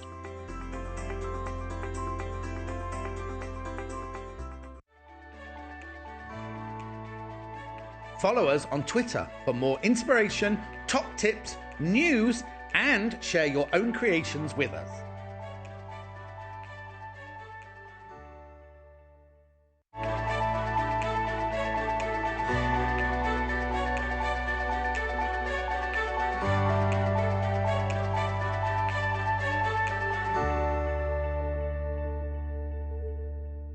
How cute is this? How lovely is this? It's very, very flattering as well, isn't it? A V neckline, always very flattering no matter what shape you are, whether you're pear-shaped, whether you're apple-shaped. In fact, this is going to suit every single body shape, isn't it? Because if you've got a large bust, then this shape of V is incredibly, incredibly flattering. But also, if you're not such a big bust, then it's also very flattering because it just creates that lovely, lovely shape. Look at these princess seams going around here. Really, really gorgeous princess seams, right? But then this empire line effect here. So this sits underneath your bust line, right? So it automatically makes your legs look longer, but very, very clever, because look what it does. It sweeps down like a little waistcoat, like a little bolero, to create that lovely nipped-in waistline at the back. But then again, look at these seams here. You've got really, really lovely. This is what I was talking about. In that, if you watch the first show, how we manipulated the darts and everything like that, you don't have to do any of that because this comes as a pattern. But isn't that lovely, the way the whole thing's been manipulated? Now, Jennifer's made this, and as you can see, it's all got top stitching detail. It's got a bit of a satin stitch going around the neck. It's got the top stitching on the seams here, the princess seams here. But you know what? The pattern says you can do it different ways. So we're going to show you both ways, or Jennifer's going to show you both ways today to do this. But what we've done is we've created 3 bundles for you in case you wanted to make this dress. I know, this is the blue. I think they're calling them blue, green, and grey, but we'll double check. Okay, you want to look at the pattern first? Yes, because I hate those stands. I'm going to have those thrown in the bin later. Right, okay, that comes in the 2 sizes. It comes in the 6 to 14.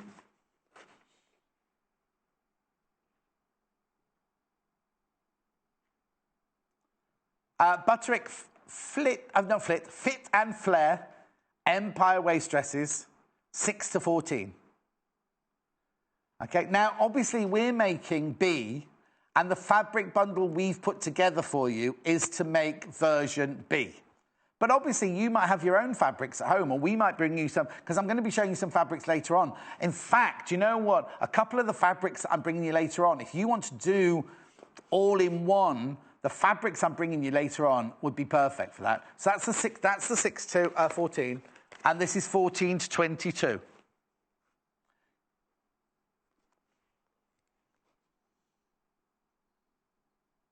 Which one are we doing? We're doing B, aren't we? Yeah. So how much of each of the fabrics have we got? 2.5 meters of the spot on. And 2 meters of the plain fabric. So you get enough to make every size. Obviously, if you do a size 6, you're going to have more fabric left over than if you do a size 22. So which one would you like to start with? The dark blue, which is over here, which is the one that Jennifer's already made. So you get 2.5 meters of the spot on. And so it's 2.5 and 2, isn't it? 2.5 meters and 2. So 2.5 meters of the spot on, 2 meters of the navy blue. You also get the navy thread. You also get the zip. And you also get the hooks and eyes for £43.95. You've got to remember you're getting 4.5 meters of fabric in there. 4.5 meters of the fabric in there. Just wait for you. There you go. There's the still of that bundle. Then we move on to the... what's they calling it? They're calling it teal, or they're calling it green. Teal. Oh, dear. That was a deep sigh. 2.5 meters of the spot on. 2 meters of the green.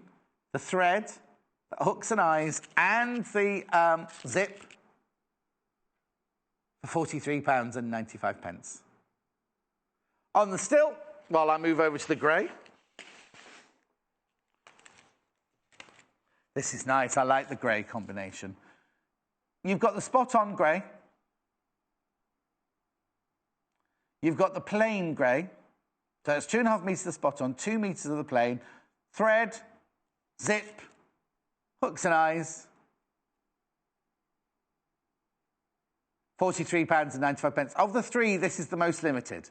Of the three, this, just to warn you, of the three, the grey is the most limited. Ooh. Right, I'm coming over. I've had to bring these because I couldn't find wooden ones. Need weights in them, don't they? They do, yes. They're just too short for what they're made for. There you go. I'm sure they're made for plates rather than things like that. Right. Is it easy? Yes. Yeah. It is. Oh, but is it a beginner? Is it a beginner or intermediate, would you say? I would always encourage a beginner to have a go. Okay, then. Yeah, even if you make it in calico. It's what? Oh, yeah, makes it calico first, yeah. Or even if you just wanted to try making it in calico and see how you get on and learn some skills along the way. Exactly, because there are some skills you do need to perfect before you make this dress, aren't there? Yeah. First of all, the pattern. Oh, no, in prep you said there's something important to mention in the pattern. It's not just a dress size, is it? Cup size too. So in the instructions, so there are different pieces for different cup sizes and instructions on how to measure your cup size. Okay. So it's like I nearly always say, start with your measurements. Yes. Measuring the body that the dress is going to be made for, including cup size, and then from there, determine which pattern pieces you want. Okay. Because does it make it obvious on here which ones these are? So let me just show you where it says, here you go, A, B, C, D cup there. And then... So it's telling you how to work up your cup size. So it's the difference between above the top bust and full bust, isn't it? And then you just see which one of those you fit into. If you want to know your cup size for a bra, I'd always suggest going to get fitted, because you know that 60% of women wear, apparently it's going up, 60% of women wear the wrong size bra because they don't get the cup size and the back size quite right. But for this, do the measurement they say, and because that's the size cup you will be in this pattern. And then when you see here, all the different pieces here, you'll need to cut a different size shape for different cups. So there's a B cup, a C cup there, and a D cup. That's the A, B, that's the C, and that's the D. So you either cut, if you're an A or a B cup, you cut panel 4, or the C cut 5, or the D cut 6. You don't need to cut all 3 of those out. So just read it and check it when you're doing it. And they're all really clearly marked, all the pattern pieces, and it says the cup, first of all, right next to the piece number. Is that the only section you have to think about that's different? So if you're size 12 or size 14, the only piece that's different to anybody else is that one piece? That's right. OK. Yeah. Brilliant. So you laid all your fabric out and you cut your patterns out. Yes, I usually advocate the folding back technique so that you keep a pattern still as a multi-size pattern. But with this particular pattern, there are quite a lot of intersecting lines. So I sometimes recommend, and I did in this case, drawing a coloured line over, in this case it was size 12, and it just makes it so much clearer. And then I've folded back to that line. Right.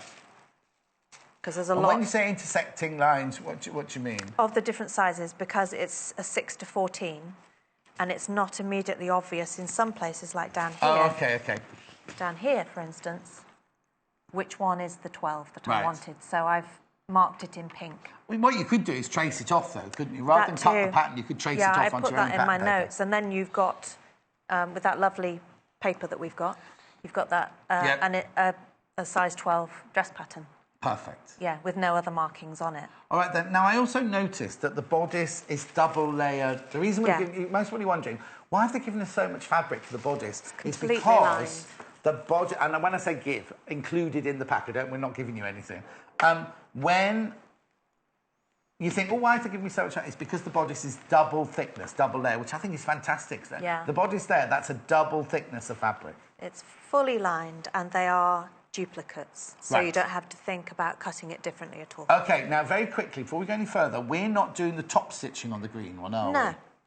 I've gone for the approach that they recommend, which is pressing your seam allowances open. Right, so what's the difference? Like, we're going to do, like they say in the pattern, press all the seam allowances open. What did you do with your seam allowances over there if you didn't press them open then? Well, I was particularly inspired by this beautiful back seam, and also the other reason I top stitched is because I think you can, when you've got two different fabrics, you can design-wise kind of link them more. So I picked the blue that was in the spot and top stitched with that. So I pressed and folded the seam allowances. Are you talking about that one there? For the top stitching, yeah. Sorry, that was a very long-winded answer to a direct question. I was just giving the reason why I top stitched. Yes. I like the fact that with one pattern you could create a dress or create several dresses that look quite different. With the front princess line seam, the seams will want to face the front. Fabric often tells you what it wants to do. Yes. So I pressed them in that direction and also clipped them, because that one, again, it's folding, it's telling you to take that out. So I clipped it, pressed it, and then using my machine foot as a guide, I stitched. So you've only top stitched the top one, you haven't top stitched the two layers together? That's right. With the lining, I treated it very much like this, and I pressed the seams open. So that's just to show you the difference between the blue one and the green one. Yeah. So we'll now carry on with the green one. So you've got here. So that one is, let's say that's the lining, that's complete and pressed open. And this one, I've left the bust seam. Okay, so that's the panel there that changes with your different bust size. That's so right. you've got a centre front on the fold. Yes.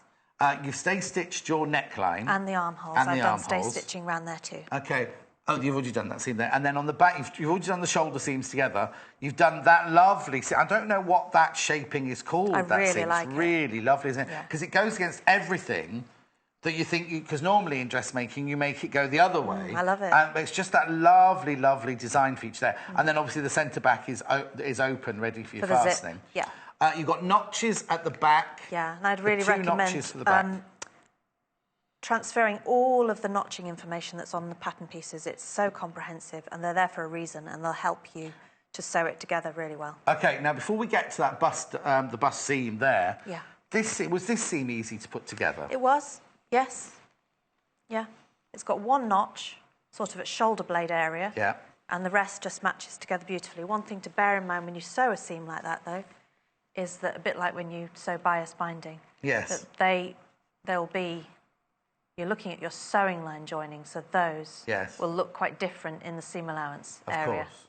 But make sure your notches and your shoulder is matched up. At the top of the shoulder is matched up. And then don't worry too much about that bottom one.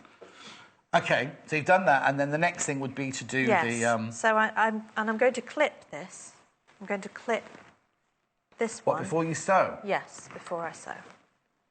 OK, so just to explain, this is the seam that comes round, the princess seam that comes round the bust line there. So it's incorporating the bust start and the waist start, but you don't need to worry about that. But so now, I've never clipped before, I've sewn before. OK. I sometimes do it after. Yes. In this case, I'm going to do it before. OK. Why have you already got a little row stitching there? Because I wanted to make sure I didn't leave anything in my sewing room and that everything was linked and there was no danger of leaving anything behind. That little bit there, No, I wanted to make sure that everything was here and there was nothing missing. So I'm only going to cut 1 centimetre and I'm going to do... How big's the seam allowance then? 1.5. Right, OK. And I'm going to do 4 or 5 between those notches where I've marked with the dissolvable pen. Are those notches on the panel, on the pattern? They are, yes. I've transferred every notch, including a centre front dot, which is really useful when you pivot. Oh, yes, of course, yeah. So sewing it this way up so that I can keep an eye on those. Yeah. I'm going to complete that seam, and then I'm going to clip the curves and press it over the ham. Have you got the ham in your trolley? Got it just here. Oh, yeah, right, sorry then. Yeah, so it looks more like that one. Yeah. And I'm not going to sew in the thread that I had colour matched because I want it to show up. OK. So, you're not pinning it? I've pinned it there. Yes. And then I'm going to hold it together there. In fact, I will put a pin in where that bust notch point is. And then between that lower notch and there, I'm going to keep an eye on them. I'm going to hold them together first, and then the fullness you can fold out like that. Right. And the fabric will probably want to move that way, like that. So the top layer will want to shift that way. What we want to make sure of is that the raw edges are together. No, of course, I'm just waiting for Jennifer to stop talking. No. I didn't, that came out all wrong. Don't say it, I'm sorry. What it is Hannah's saying there's a message come from Patricia. Right. I could see that it was there, but I didn't, because I was listening to you talk. She was I know. going, has it not arrived? Has it not arrived yet? And I was like, yes, I'm just waiting for, I didn't want to interrupt you. Just waiting for Jennifer to shut up and sew. Yes. No, well, watch you sew before I do Patricia's question. Right. So I'm making sure, and these clips are really useful because it's allowing me to match the raw edges together and create that lovely curved seam.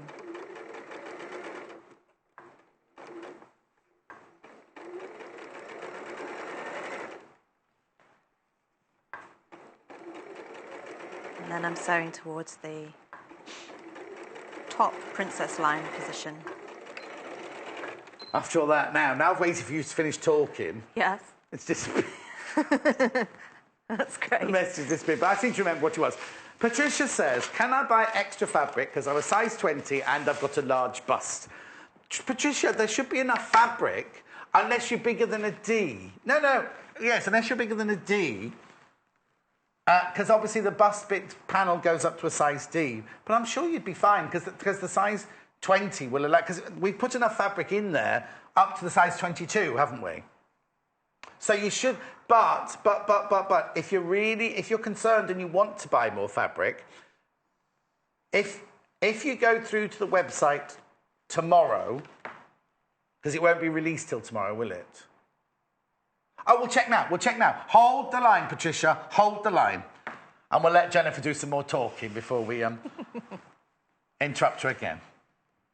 So this one, if we were to just press that as it is, it would have folds in it. Yes. So surplus fabric, which we want to take out. So I'm going to... This one I've snipped. I haven't actually cut triangles of material out of. The one that I was looking at that was uppermost. So that's the front bodice. This one, the side curved that way. I actually want to take out triangles so that when it's pressed, you don't You're only taking it out of that top seam allowance, though. Yeah. So I'd say that one's snipped, that one's clipped. And then I find, when we press it over that... Oh, look, a customer, Kate, a sent a message, love the Jonifer combo. Like they've done the Brad and Jen. Jonifer. Oh, dear. What's wrong with that? Nothing. It's just get on to the ironing, it's just will you? funny. Patricia, your cup size is the same as fitting as my shoes. Right, now look, Patricia, you can buy all of those fabrics. Are they all there? All of those fabrics are on our website as well. If you want to know the exact names, I'll tell you the exact names. Buy the half metre, but don't just buy the bundle and then half a metre because you don't want that separate. It'll come as that piece and plus half a metre. So if you do want something, you do want more fabric, just buy it off the website with the amount of fabric that you need. Don't buy the bundle. Because obviously, if you buy the bundle and half a metre, that's what you'll get in your package. You'll get the 2.5 metres of it and then the extra half a metre that you ordered. Right. Can we see that again? Yes. I need to clip the other one. So good. Okay, then, yes. Well, because we didn't see that. Me talking, we didn't see it go. The ham, £11. So between the notches... I know, why they haven't put 11, put ... or 10.95 or something like that, but just put 11, like that looks odd, doesn't it? It bothers Hannah. We could put it up, or Hannah, you could give 5p to everyone that buys one. Oh, we can't, oh, okay. So the main purpose of this is, because that's such a feature seam, we're taking out the bulk. Yeah. So that it fits better. This is very much... I concentrated, when I was a maker, on ladies' period garments. And all my ball gowns and wedding dresses that I made were all based on period, like Edwardian or Victorian. And so I did a lot of seams like this, both at the front and at the back. And did you use this technique? All the time. Except I clipped afterwards. I'd never clipped before. Because I was going for a fitting. Yes. If you've clipped it and then you suddenly have to let that seam out... You have no play in those seam allowances, do you? Well, you have to cut again. You have to cut the panels again. Yeah. Which is why the first fitting was always in calico. Yes. So you could chop and put felt pen on and do whatever you want to do. Then go home and transfer all your alterations onto your pattern. Yeah. So you can then cut the dress out. The beauty of a toile. Yes, exactly. Yes, I would definitely recommend making this in a toile. Yeah. Yeah. So... Even if you only made the bodice... Yeah. Because you don't need to make the skirt necessarily in a toile, do you? But you can make the bodice in a toile. Yeah. Then you know you get... Because the botting, it's a flared-out skirt, so you're going to be sort of fine, aren't you? But yeah, there's something so lovely about the confidence you then have when you've tried a toile on, taking that information to your actual fabric. Yes. Yeah. Yes, because if you're cutting a fabric... I'm not going to name drop and talk about all the fabrics, they're all ballet. But sometimes you'd be cutting out bodices for the ballet dancers thinking... This fabric's more than my weekly wage per metre, you know, and things like that. And it is terrifying doing that first cut because, like, measure twice, cut one. But if you've done you didn't have a luxury. The Royal Ballet didn't have a luxury of doing toiles. You just had to do it straight into the fabric. Wowee. You must be very confident. Just put patches in. And then put beads over them. Don't tell them I said... Don't tell them. Don't tell them. No, just very confident. It's too late now. Right, so... It's worth taking time over that because it's such a feature of the dress.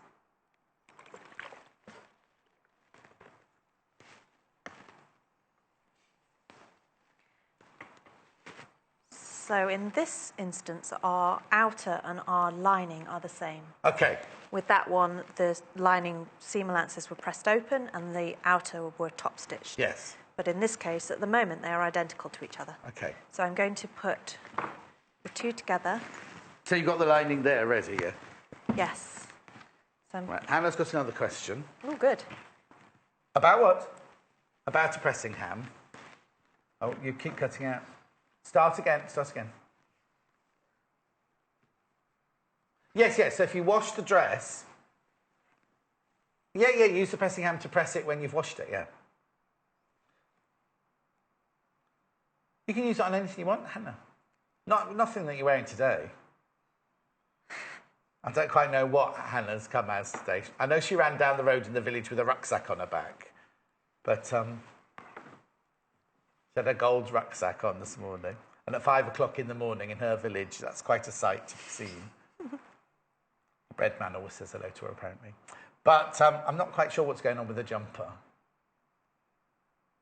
Yeah, but... All right. It's from a well-known high street designer brand, but I think she's washed it about 20 times and it's just stretched out of, you know, like old not tea towels, dishcloths. The knitted dishcloth. So there's quite a lot of seam matching to do here. Right, sorry, yes, let's concentrate. And so this is, you're now putting the lining, well, it's not even lining because it's the same fabric, but the inside of the bodice together with the outside of the bodice. And I'm going to sew all the way around there. All the way around the neck edge, pivoting at our marker point. Yeah. All the way around the neck, and then the same all the way around the armhole. So what are you matching up? You've matched your shoulder seam. I'm matching shoulder seams, and then... Side seam. Side seam. And then you've also matched... These seams as well. Those lovely diagonal back seams. Yeah. Popping a pin through and matching those. If that misses on the... but you can always see if it's like it misses, it just... It won't be visible to... No, but you'll know it's the person who's viewing the dress, but it's just lovely when things how close match. They get. True. Yeah. And you're matching the shoulder seams, and you're matching the princess seam so at the front. So there's a lot of matching to do, and then I'm going to sew those together. Okay. And then I will clip the curves and turn it through, and you bag it out through the shoulders, a bit like something else I did previously that was made in a similar way. But you can't remember what? I think it was a cloth kit's tunic. Swing. Oh, that we might see later. Tunic. So I'll increase the stitch length, and then it will be less time consuming, but it will still put it together. And the key one for this, I think, the thing to watch, is that when you clip down to your stitches, but not right to them. Yes, that's the V at the front we're talking about. We'll show you that in a second. So you haven't pinned any of your neckline? I will in a moment. Oh, okay. I just didn't want to hold off getting on with the sewing together the two layers. Now she's all wary now. I'm going to say she's talking too much. Hannah.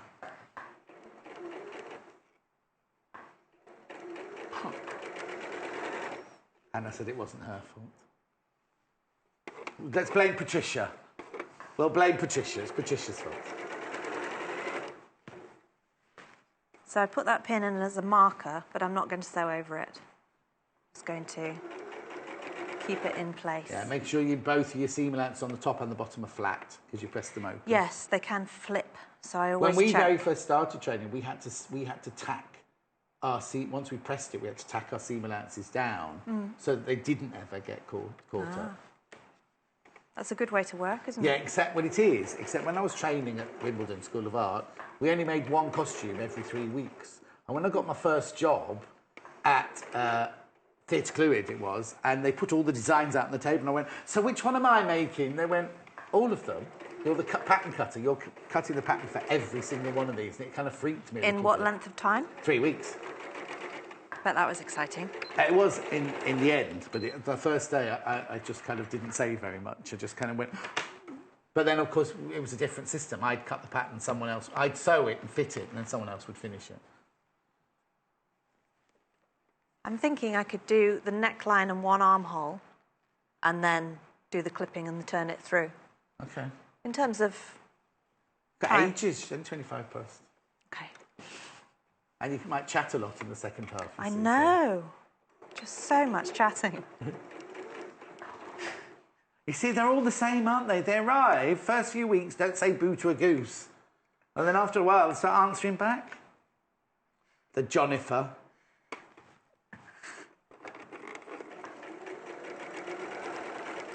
Oh, yeah, Jonifer Skills. Scott and Hill. Oh, my goodness. Mills. You add it's like Brad and Jen. Was it Brad and Jen? No, Brad and Angelina. I got it wrong. Well, no, because it was Brad and Jen to start with, when I first knew him.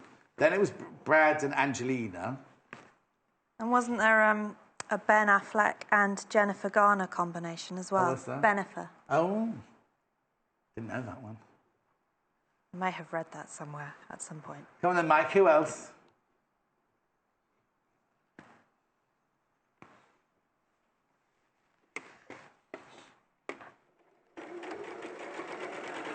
So I think out of all of the techniques involved, this is probably the most tricky. Yes.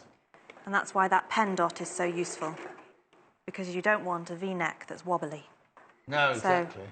And I'm going to reduce that stitch length. I know I increased it in order to get the job done, but I would actually, when I'm doing this, reduce it to about 2. So it's nice and small. Would you do it twice? Would you reinforce it? Yeah. And then pivot on that actual point that's marked on the pattern that I've transferred with the dissolvable pen. The pen doesn't dissolve, though, does it? It's the ink. Someone pointed that out to me the other day, that it sounds funny when I say dissolvable pen. Oh, yes. It's not the pen that dissolves. And none of us have ever said anything to you. Yeah, the pen doesn't dissolve. You're looking around your workroom for your pen.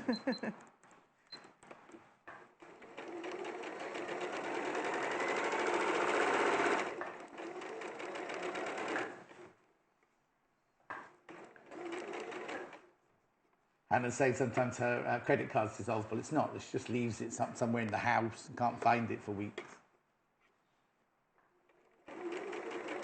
So if Hannah went out with little Paul, would they be called Paula? Or Panna? Panna. Hall. That's better for them, isn't it? Hall. Okay, so one more armhole. Okay. I've made the skirt. Oh, okay. Well, you stitch the other armhole. I'll go and do the fabrics because you're not going to miss anything, and then you don't turn anything through. Okay. Do you promise? Should I clip? No, do nothing. Do nothing. Nothing. Do nothing. Just nothing. stitch it. Okay. I'll go through the fabrics because we don't want to miss anything. Everyone gets upset if we miss you doing it. That's what you're here for. You know what I mean? Blue first, the one we've already made. What you get in your bundle for the blue is you get... I'll give you the exact names of the colours because you might want to order, like Patricia, you might want to order some more. So you get 2.5 metres of the marine spot on, 2.5 metres. Oops. Dark blue Macawa solid, 2 metres.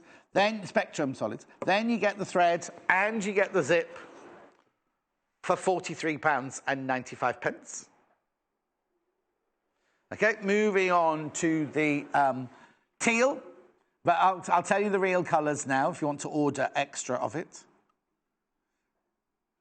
Teal spot on. And Macawa solid, spectrum solid in teal. With the thread, with the zip. £43.95. And then last but not least, we've got the grey.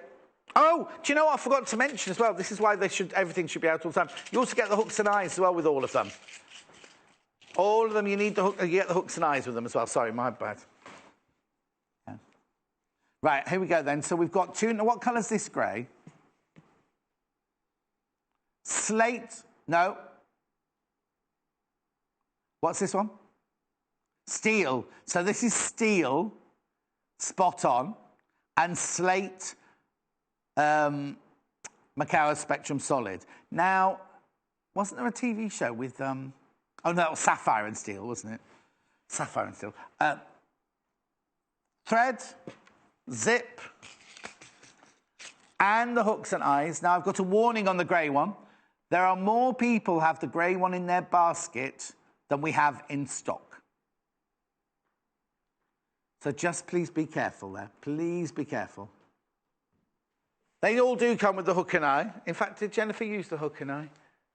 No, she never does. Now, if you're also worried about the zip, I'm just trying to see if this is one you can dye. Some zips you can dye, can't you? I'll have to check that one out for you before I say yes or no. Look at the blue dress that go past. Oh, you're not looking at the blue dress. Oh, OK. The computer's reset itself upstairs. There's no blue dress at all available upstairs. Right, so now you've stitched all the way round the armholes, all the way around the neck hole, and all the way around the other armhole. Yes. Now what happens? Now, clipping of curves. This being the most crucial area. Now, I should clarify, because I don't think I was very clear. I increased that stitch length just so that the sewing in this particular instance wouldn't take too long. Oh, OK, so you I would definitely not use a long stitch length on this. 2 to 2.5 is ideal. OK. And then this is the area where it needs more clipping than So you're doing else. both fabrics? I am. And I'm clipping about every approximately 1.5 centimetres. The teal bundle is one going across the screen there at the bottom, $43.95, and then the pattern for the 14 to 22 size is at the top there, $7.95. And I would carry on. It doesn't need to be as close together where it comes towards the shoulder seam, but it still needs some clip, so it turns through and has a nice curve on it.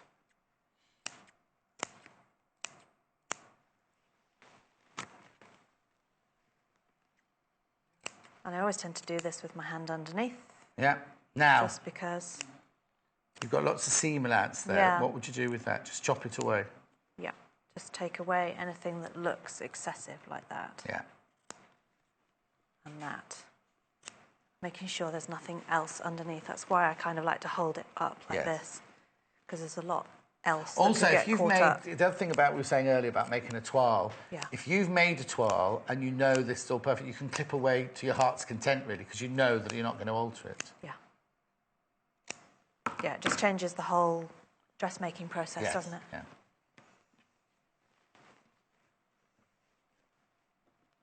I don't know if you watched the 8 o'clock show. I did that. Remember how you and I made that A-line skirt from a panel, the one where we downloaded the... Yes, I do remember. Oh, I did all that this morning on my own without you.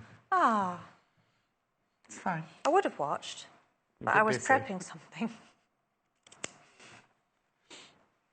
Was it fun?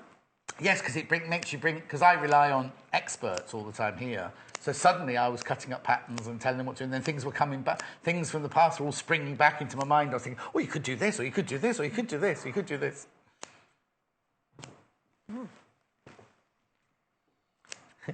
Hear noise in the background. It's Jay just dressing, not a real model, a mannequin model. Get that one on the right way round. Jay put a blouse on a stand earlier. Had it on the wrong way round. It was a different look, wasn't it? Very different look. 3 roller looks here.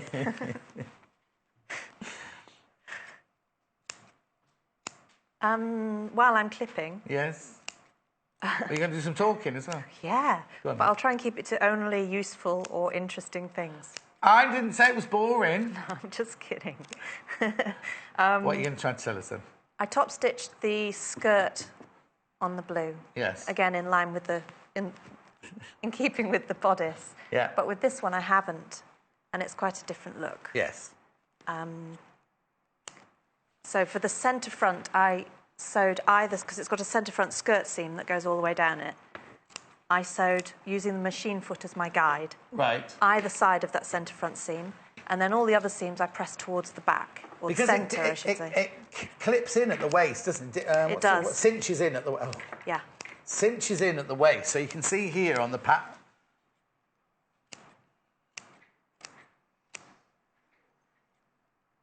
You see what I mean? The pattern here, you can see it on here. So this is that raised waist because it's that empire line at the front. And it cinches in at the waist and then flares out. You see it on the blue one?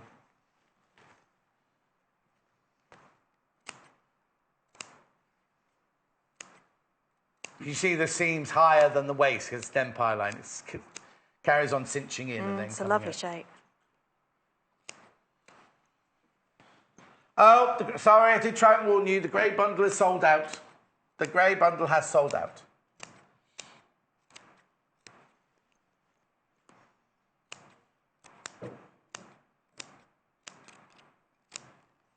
Right, so it's something I would take a lot more time over. In real life. In real life, yes. Okay. And that V at the front. Oh, yes, the again, V at the front. And that's just water from the steam iron. I would cut close to, but not through. Okay. And I've double stitched it, like you said. Yes, so a reinforced second line with of V. stitching that's just within that area, not the whole neck. Yeah. And then we're going to bag it out. Through... The shoulder seam. Oh, yes, through the shoulder seams. Yeah. So, in fact, I'll reach through the front and get hold of the back.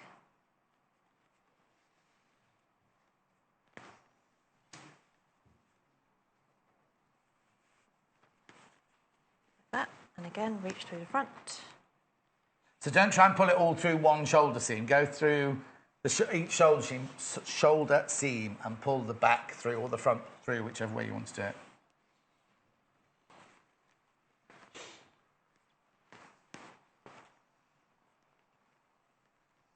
And then what we should get, we can check on the V-neck without too much persuasion. Now, you see, this. I remember we had this when we were working together before.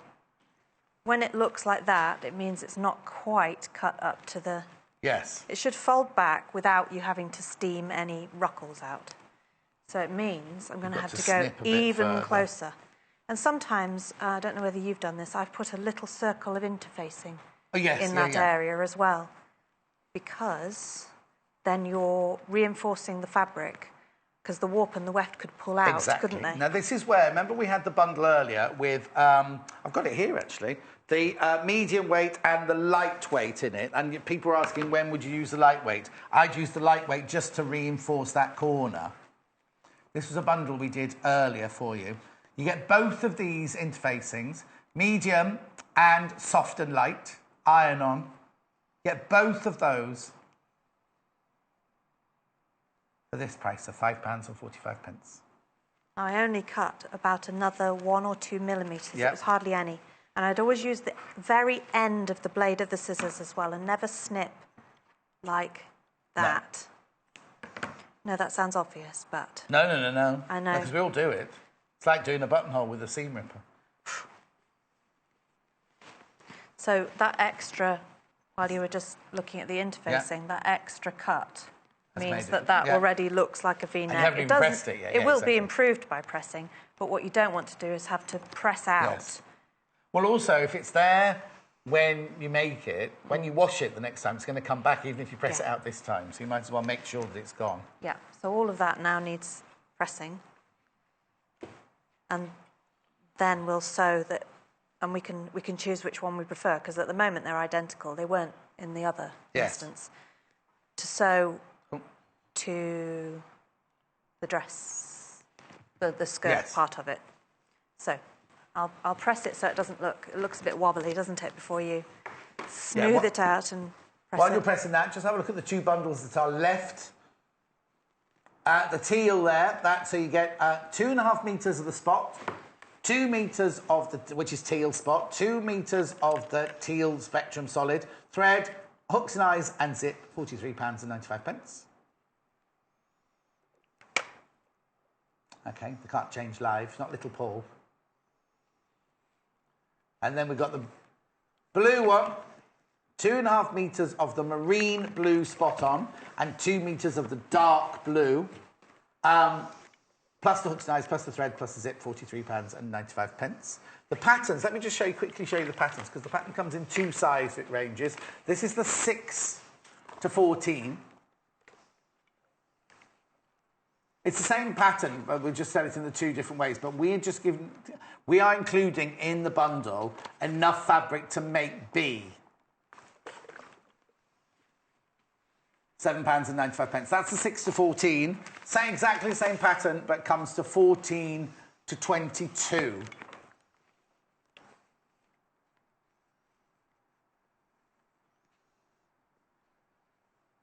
There's the 14 to 22. And there's the dress, because we've done enough to make the contrast dress, the dress B on the pattern. If you wanted to make A or C, you'd have to supply your own fabric or buy other fabric from our website, because obviously they're not the two-tone ones. I find rolling the fabric between finger and thumb is the ideal way to get that edge there. So I often steam it and then roll it. And then it seems we need to get a spritzer, don't we, for in here? We do, yeah. Could you put that on your list, please, Hannah? Anne? Spritzer. She's got that. So it obviously needs a lot more steaming. How do you stitch the, how many minutes you got? Oh, all right. How do you stitch the skirt to the bodice, then? So we will sew those side seams together going Sorry, I'll up let and you through. finish pressing. I'm jumping ahead. But, that's all right. It was my brain just working ahead, that's all. The side seam is one of those where you go up across the armhole seam and then back down. Oh, OK. Don't know whether that makes sense in words. I know what you mean, better but we'll show you, yes, exactly. And then matching the seams together, because there are a lot of seams in that skirt. Yes, exactly. And a lovely curve as well to bear in mind, where it curves up to the centre front and down to the back. So it's a right sides together, 1.5 seam allowance. And the instructions suggest that you top stitch the bodice all the way around the neck and all the way around the armholes. Oh, OK. As a final finishing touch, which is why But you did your other top stitching on your blue one. Yeah, I did. Don't look over there, your blue one's gone. Yeah, it's like muscle memory, isn't it? It's not there anymore. And I chose a close together zigzag for the neckline because I thought it highlighted. But if you've got one of these machines with the decorative stitching, you could do something really, not too fancy, but a nice decorative stitch around the neckline. You could. I thought about that, but you'd have to be very careful about that pivot point, that it didn't look squiffy. Oh, yes. Or maybe you could start there and go that way, and start there and go that way. I suppose it depends which pattern you pick. But it's worth chalking or marking on that centre front line if you're going to do anything like that. Exactly. Or even just with the top stitching, it's very useful to have the pivot point reference there, because if it's off, it will really stand out. Yeah. So that's... And it does need more time spent on pressing. But those seams look lovely without in this particular fabric without even being top stitched, don't they? I mean, what you could do as well is, if you wanted to start being adventurous, you could have made that panel at the back in the polka dot. Yes. To carry on to the. Oh, I just done what you've done. I was going to walk over to the dress.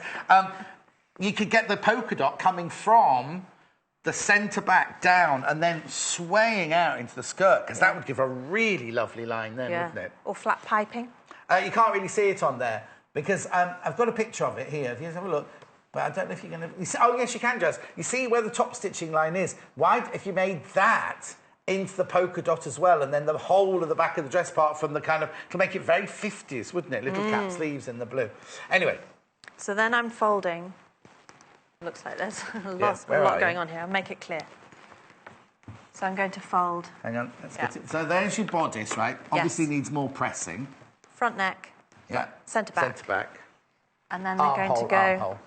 Whichever you choose, in this situation we can choose, is the right side. Right sides together. This is, now, Paul, this is where you were saying about marking the right side of the spectrum solid. This is a good time to have known what side your spectrum solid is your right side. Yes. And then with those seams facing, I'd say to the lining side, I'm going to sew all the way, matching those. If those are stepped at all, it won't feel as comfortable and it won't look as good in that armhole dip. Yes. While I'm sewing, I should also mention, I have labelled these pieces with the dissolvable pen. Yes. Because there are so many skirt panels, and after they've been cut out and the tissue paper's been removed, they can look very similar. Yes. So I've marked them like SF for side front, SB for side back. And it makes... Then centre front and centre back. They're all notched anyway from the pattern, but having abbreviated letters on there, I just find it's a lot easier. It's so easy just to pick up pieces and think they belong together, but they don't. I've just had another thought as well. Maybe, I don't know if there's enough to do this with, but maybe you could use the polka dot to line the top. So not that anybody's going to see it, but just at the edge there and just in the neckline there, if someone is looking at your décolletage, then just see the spot rather than I love the plain contrast lining. Yeah, there's something really special about that. Yeah. But check you've got enough fabric before you do that. Because there, you see that's still there. What you'd see, you just see at the arm, the back there, you'll just see a glimpse of the blue polka dot as you twist and turn and things, wouldn't you? Yes. You've got what, Hannah? Oh, yes. Right, what? Don't stitch anything. Oh. No, well, just need this. Now I've got to go to the other side. So I've sewn one side together. Sew the other side together. Yeah. And then I'll come back. Don't do anything else. Okay. Don't do the other side. Because look what I've got over here. I don't know how I'm going to get round. Jay's done a lovely display. I made I'll all just those. stand here, shall I? That won't. Let's move that one then. Oh. Right. We've also got... Now, Jennifer's made all these, not today, but in past shows. Haven't you? Is that one yours? That one's definitely yours, isn't it? Yeah. And that's yours? Yeah. Jennifer, this is a Jennifer gallery. What we've got here is 3 other patterns that are also available and fabrics to make them in. So this one first, which is this one. Which is this one. We need to get rid of these and get proper stands. Which is this one, which is the Cloth Kits 50s vintage tea dress. Now, I've left my glasses over there, but they goes up to a size 16, this one. Goes up to a size 16, from a size 8... Oh, thank you. From a size 8 to a 16. I'll twist it around for you so you can see. You can do it with or without a collar. £12.95. It's really gorgeous. That picture does it no justice at all. Have a look at Jennifer's dress, because it's beautiful, isn't it? And we've actually got that fabric by the ½ metre. There, isn't that dress gorgeous? The fabric it's made out of is called Flowers and Butterflies, I seem to remember. Distant Dreams, Flowers and Butterflies, or Butterflies and Flowers. Oh, there you go, Butterfly Floral. Nearly got it. There's hundreds and hundreds of fabrics. I'm good enough to, can't remember everything, can I? Anyway, here's the fabric. £6.45 for ½ metre. If you want to buy this fabric, it's beautiful. Even if you don't want to make that out of it, but it is a beautiful, beautiful, beautiful fabric. 100% cotton, 30 degrees machine washable. Okay, so that's that one. That's that one. Then moving on, shall I move on to this one here now?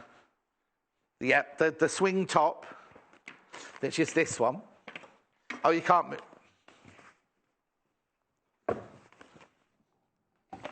Whoop. Oh, it's all going horribly wrong. There you go. Swing top. Now, we've made this in many, many different fabrics, but we love it in the Spectrum Solid. This is the pattern. Again, and then this one goes from an 8 to a 20. I'll just turn it around for you. Really, really cute, isn't it? I wouldn't call it a frock, I have to say. I'd call it a tunic top, because it's very, very short. If you see that, it's very, very short. Now, we've got that fabric for you. Oh, is this the fabric we were looking for earlier? No. No. And this one here. Sorry. By the ½ metre.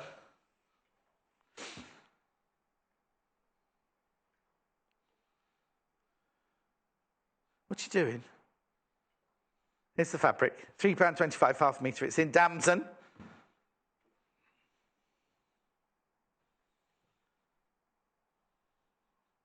£3.25, 100% cotton, 30-degree machine washable. Now, I've also got this fabric. Oh, no, I'll do that in a minute. I've also got this fabric, which I think would look gorgeous in both of those. This is called Grace. I'm not quite sure why this one's here, but I love it. You see, I think this dress or that swing top would look completely gorgeous in this fabric, don't you? It's Joel Jewellery Grace fabric in mint. I've got it upside down, I think. Never mind. You can do it both ways, I suppose. £6.95 for ½ metre. And then last but not least, the blouse. The last time Jennifer was on with me, she made this blouse. Now, the pattern's here somewhere. Here it is.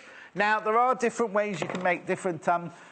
there's 4 or 5 different patterns within this one pattern. There's only this one size option, though, which is 14 to 22. 14 to 22. And the blouse is here beside me. I don't know if can you see it on that side or underneath. Oh, there it is. There it is. Why is that sleeve sticking out now? This is the blouse that Jay put on the mannequin back to front earlier.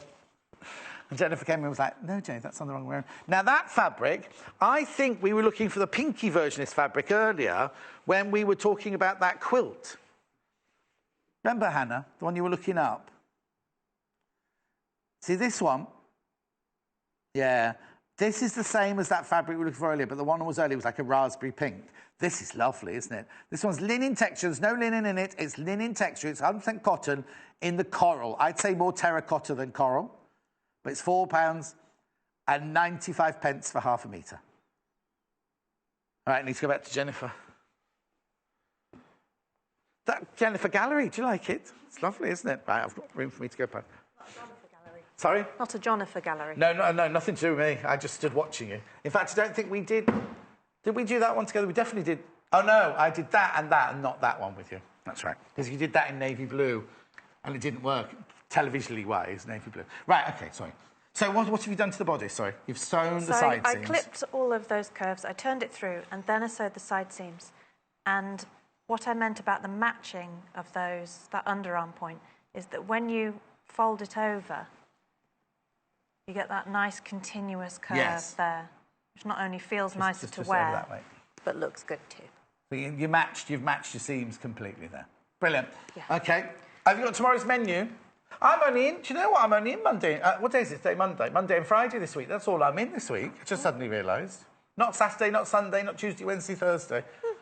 Anyway... just quickly, how would you attach the... So, sewing the outer layer, not the lining, to the right side of the skirt. Right.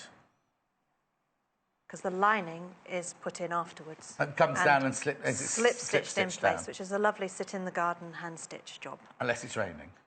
Yeah. Apparently, we're expecting monsoon rains the next few days, aren't we? And I would sew this side up, because you've got a little bit like that bodice piece. Yeah. That is going onto that. So it's like sleeve head going into a sleeve armhole. Yeah, so I would match my centre front, and then there are lots of notch reference points. Where you've got seams like that, bear in mind that it's your sewing line that you want to match. Not that bit, because they're slanted. If you matched the raw edge, then they would look like that when it's actually sewn together. Yeah. So think about the 1.5 distance, and then fold it back, and then put a pin through. Quick. Oh, Julianne, Okay, Julianne, can you send it on the email?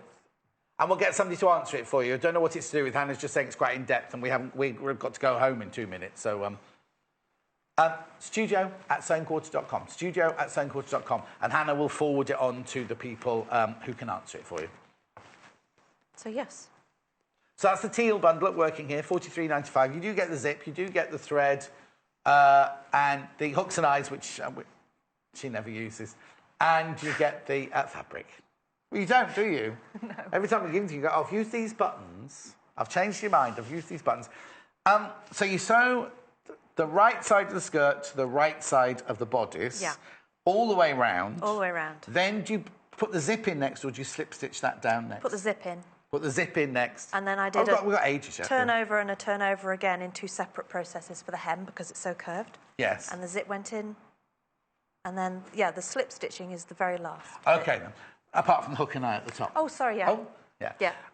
So this is the teal dress bundle you're seeing here for £43.95. See see, it looks lovely. That looks very fresh, doesn't it? In spring, it looks like 1940s, almost like a 1940s colour mix. That doesn't it? That's the teal, but it also comes in the navy blue.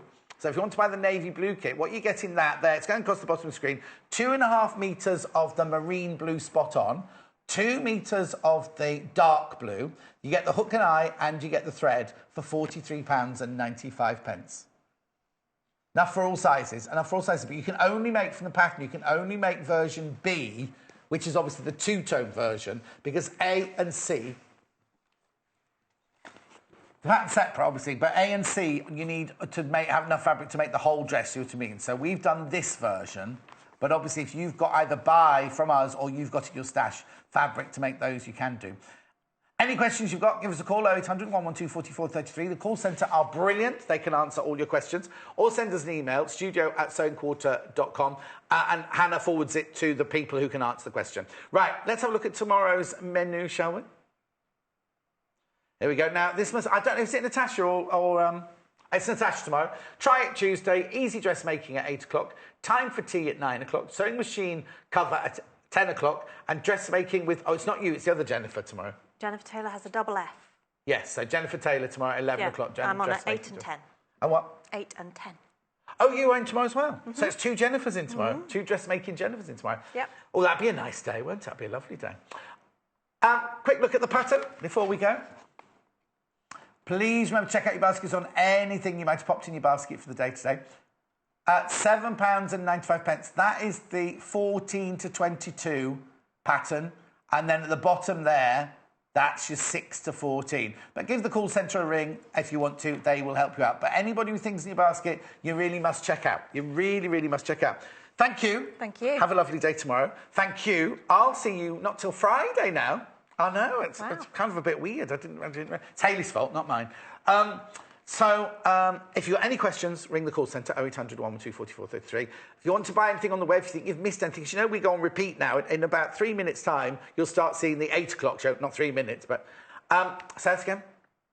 Everything from today's show is underneath me there, if you're watching on the web. Everything that you've seen in today's show that is still available is listed and photographed underneath us there. So I'm going now. Thanks ever so much for your company. It's been a bit weird just coming in for one day and then disappearing off. Enjoy the show tomorrow with Natasha and the 2 Jennifers, all dressmaking all day tomorrow. That'd be fantastic. Have a lovely day yourself, and I will see you on Friday morning at 8 o'clock. Join us on Wednesday, the 28th of June, when Angie Atwood will demonstrate some tools and techniques that will revolutionise the way you quilt. These amazing templates by Westerly let you create accurate free motion quilting designs and come highly recommended by our experts. Available in several sizes to fit a range of sewing machines, they'll help you create professional looking projects in no time. Angie will show some of the amazing things you can achieve with these handy tools and will demonstrate an array of tips and tricks on all things quilting. So join us for Quilters Tool Time, Wednesday the 28th of June at 8 AM, only on Sewing Quarter, Freeview Channel 78.